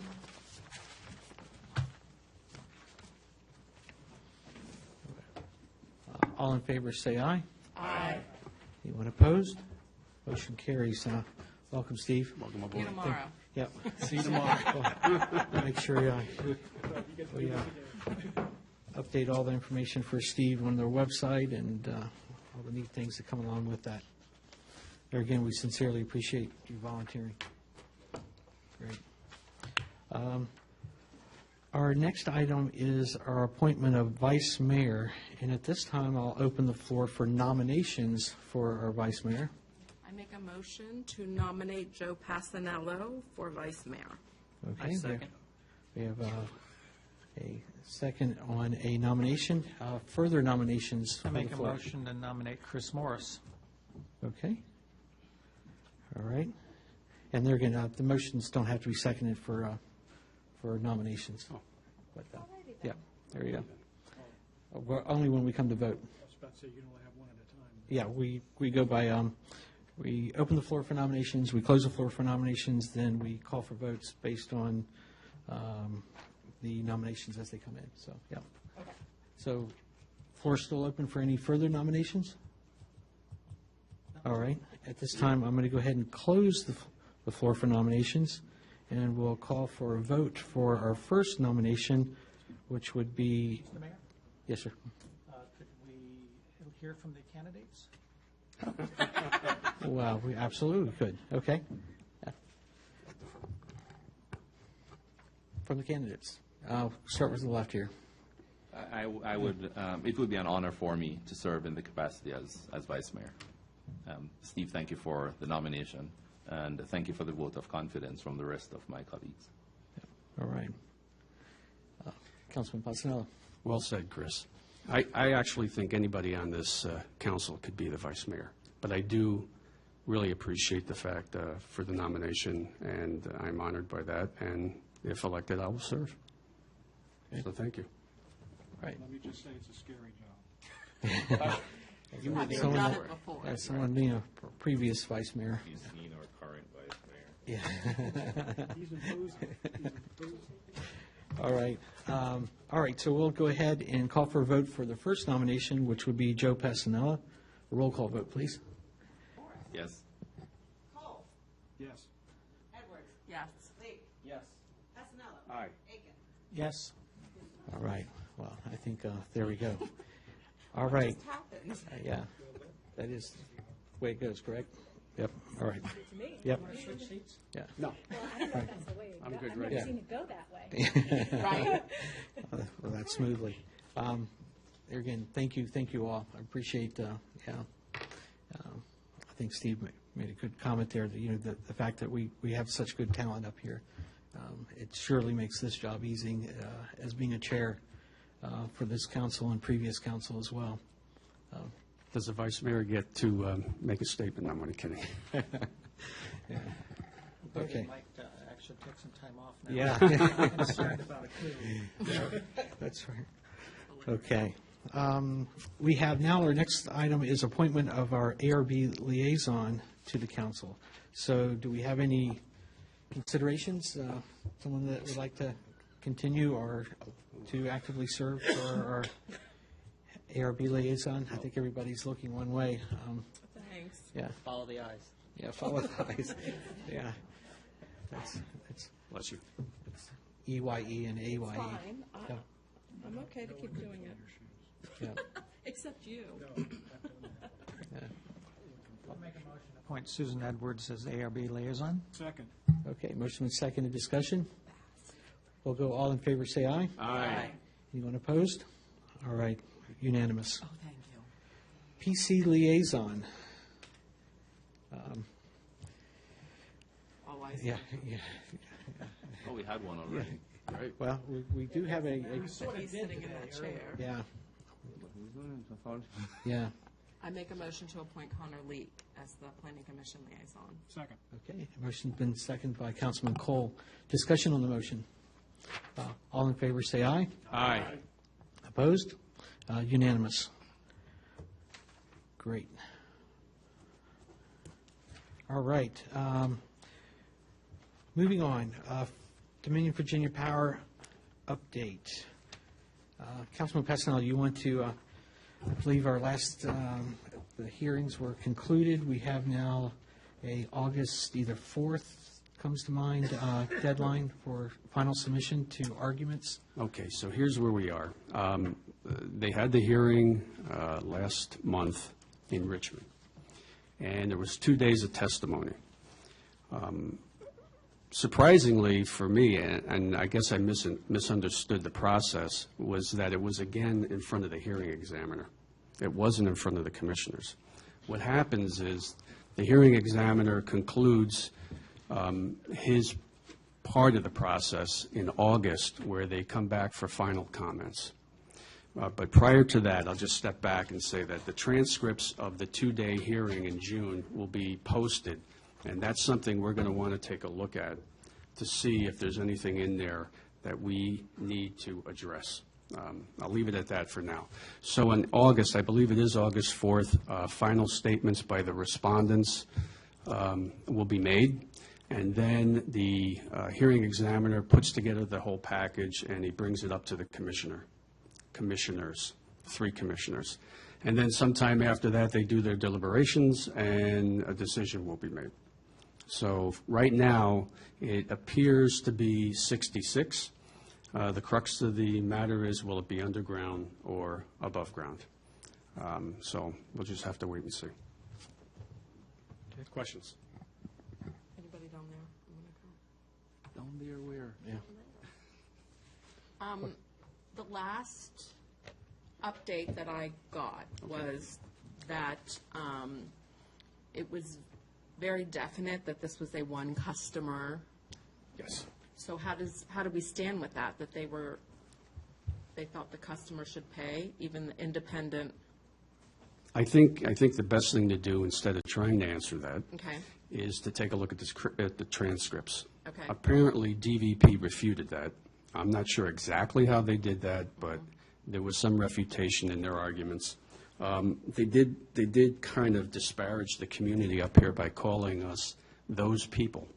Oh, that's nice. In their presentation to the hearing examiner. So when the transcripts come out, I think we need to really go over that with a fine-tooth comb and then respond accordingly. So that will be August 4th? August 4th will be the next and final hearing or statements by all the respondents So how in the much time case. will we have to? I don't know. The expectation is that we'll get those transcripts within the next few weeks. And something also kind of disturbing, I think they had some support from a couple of the local southern legislation bodies that wanted to, I'm not sure why, wanted to. Right. Well, it voice- was interesting, Mr. Mayor, because you had 2 chambers of commerce that had no interest in this area, no constituents, so to speak. in this area that were testified at these hearings. One was up in Dulles, and the other was in Fairfax, or Northern Virginia Chamber of Commerce. So that was kind of disconcerting. The other is that there were a couple of state senators, one from southwestern Virginia and another from the Norfolk area that spoke out against our wishes. So I won't go into the details. When we go through the transcripts, that'll be very clear who they are. Any other further comments about DVP? All right, moving on. VRE, I think we got a sort of a recent update. I'll let you. Yep, we do. Okay. I reached out to Christine Hefner, the project manager, and they were looking in Fauquier County for I guess you want to call a storage and maintenance facility. It appears there's been some considerable pushback. So they're back looking at somewhere in Prince William County, not necessarily sure where that might be. That's all she could share at this time. We have been invited to attend the VRE Operations Board on July 15th. They'll be doing a work session on this project, so that might be pretty informative. And I would urge everybody to attend who can. I will certainly try to arrange my schedule to be there. I understand there's some data center land that might be available. That's hilarious. That's all I have on VRE at this time. Any questions about VRE then? Moving on, I'd like to do at this time our council member time. That way we can get that out of the way. I'm going to first start. I'm going to switch the order up here. I'd first like to start with letting everybody know that we have an event coming up this Saturday, July the 9th, approximately 9:50 in the morning at QBE. A escort will be formed down at QBE's parking lot, and will be escorting Sergeant Dandria and his family through the town on 55 up to 15, and then down Lightner Road to his new home, where there'll be what they refer to as a key ceremony, and that will have a short presentation. It'll also they'll have an open house that you would be able to tour this home that was just recently built. I say it's been a year, but it's just recently been completed. There was a volunteer day that we advertised about a month ago, where the volunteers laid sod and put landscaping plantings in. And I drove by there the other day, and it looks awesome. It really does. I can only imagine the feeling that he's going to have driving up to this home. That, as they mentioned, there's about 150 modifications that were made specifically for his severe injury, where he lost both of his legs over in Afghanistan.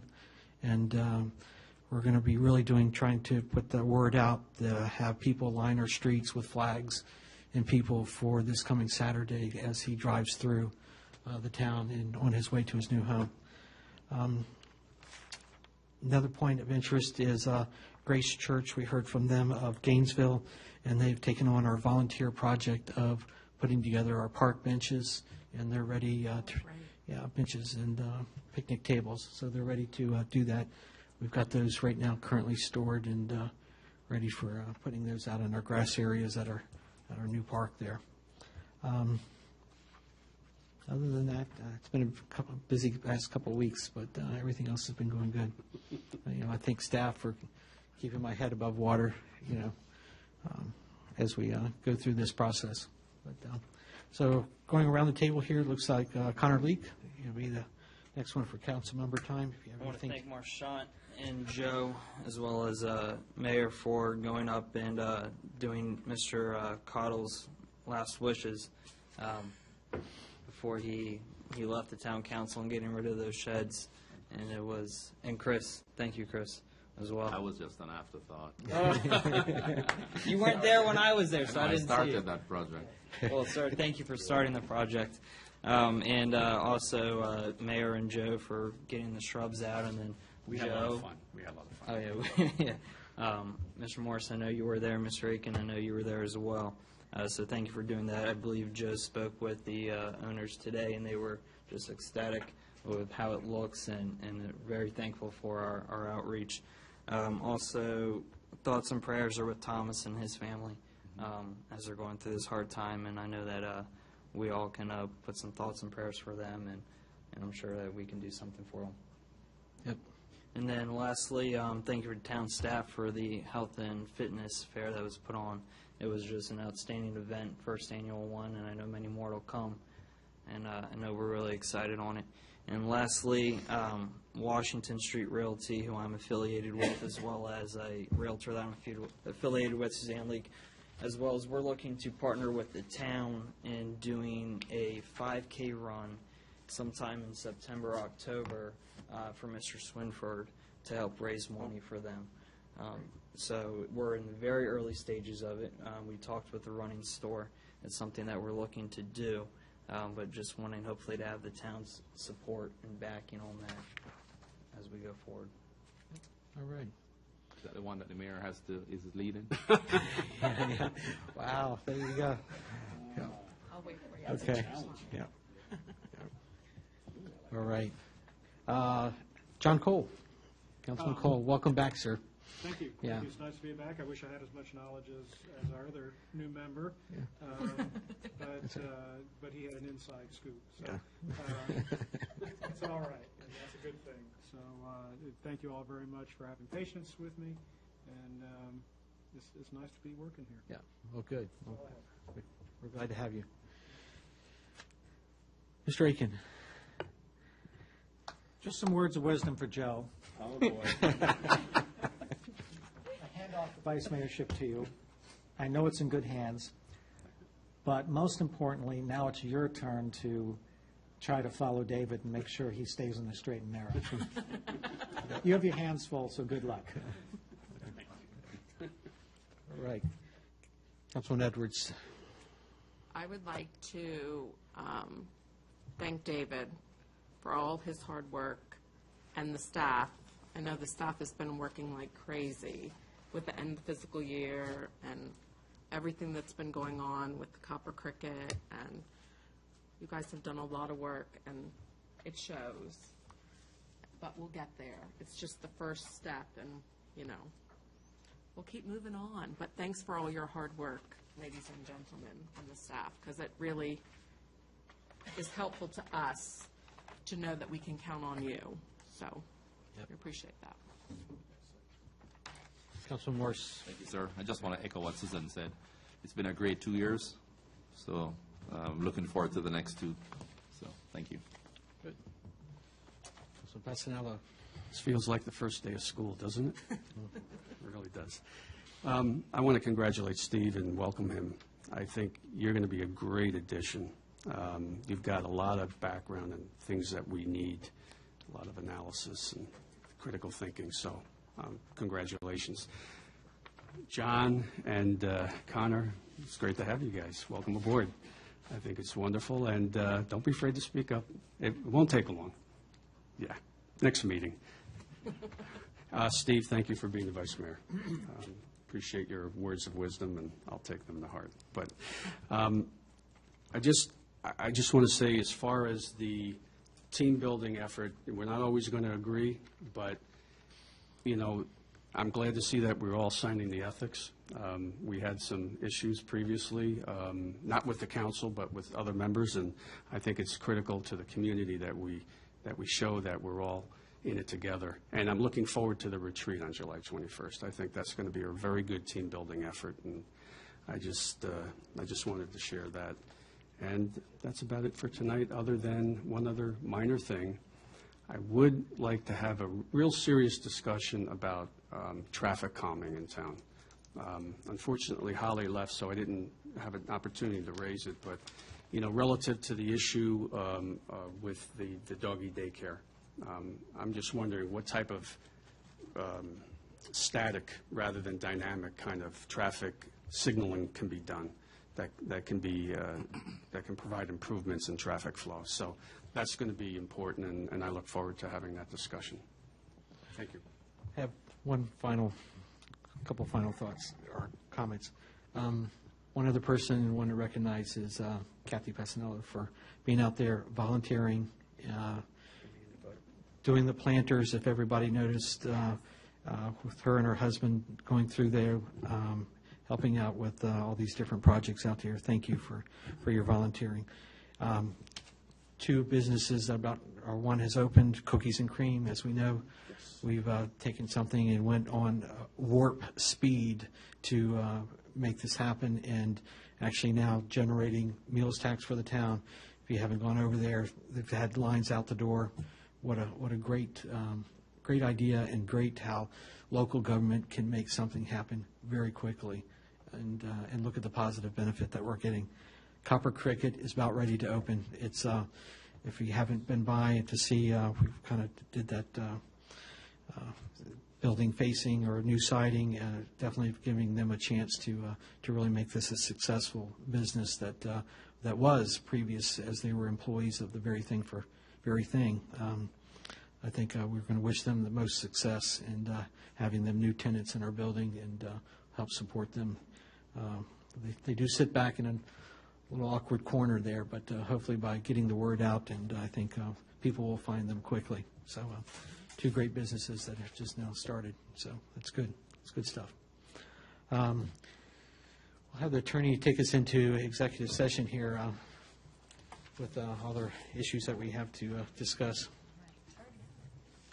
I move that council convene in closed session for consultation with legal counsel and briefing by staff about the pending case of Blue Sky Events LLC versus Town of Haymarket, as consultation or briefing in open meeting would adversely affect the town's negotiating or litigating posture, as permitted by the Virginia Freedom of Information Act, Virginia Code 2.2-3711, paragraph A7, which allows such discussion in closed session, and to discuss or consider personnel matters, namely the consideration or interviews of prospective candidates for employment, specifically the appointment of a town manager, and appointment, performance, or salaries of specific officers, appointees, or employees of the town, as permitted by Virginia Code 2.2-3711, paragraph A1, for which the Virginia Freedom of Information Act allows discussion in closed session,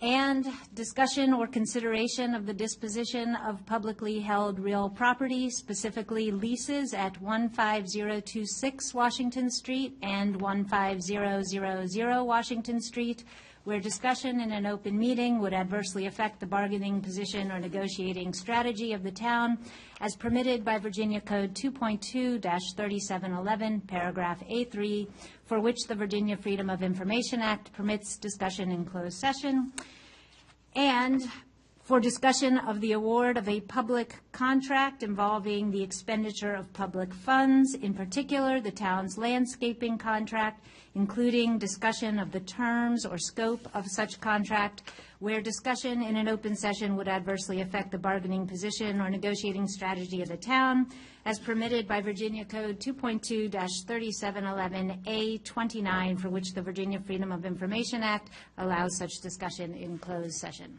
So moved. Second. And seconded. Discussion on the motion. All in favor say aye. Aye. Opposed? All right, unanimous.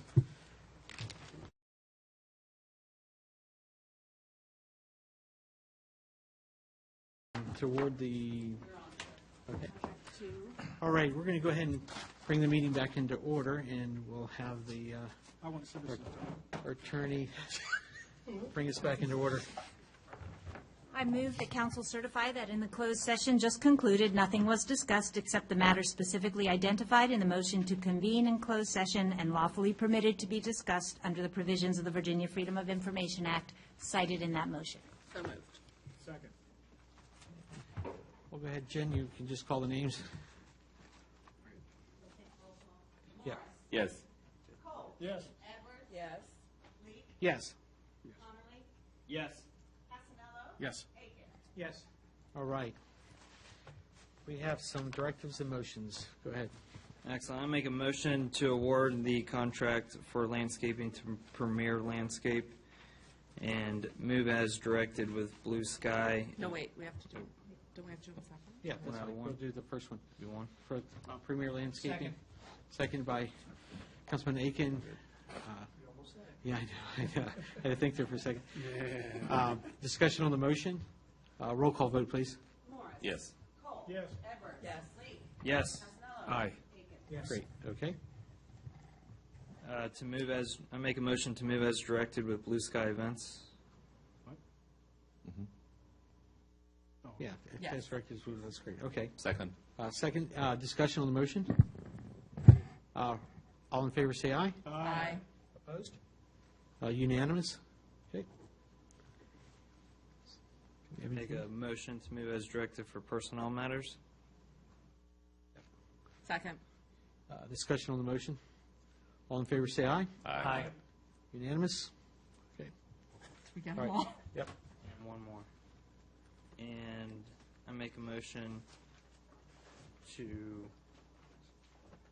move as directed for lease negotiations to insert the amount owed and due date. Second. Okay. Discussion, so this, do we need to be specific as far as insert into the method of, the understanding? Amounts? Yes. Yes. Yeah, so the motion is to, on the lease negotiations regarding the property at Right, that's what. the address, 15,000.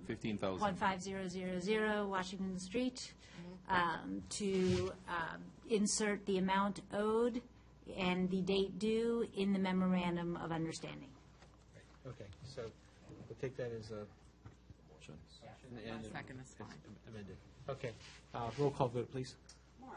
Yes. Cole. Yes. Edwards. Yes. Leak. Yes. Casanella. Aiken. Yes. There we go, and that famous motion.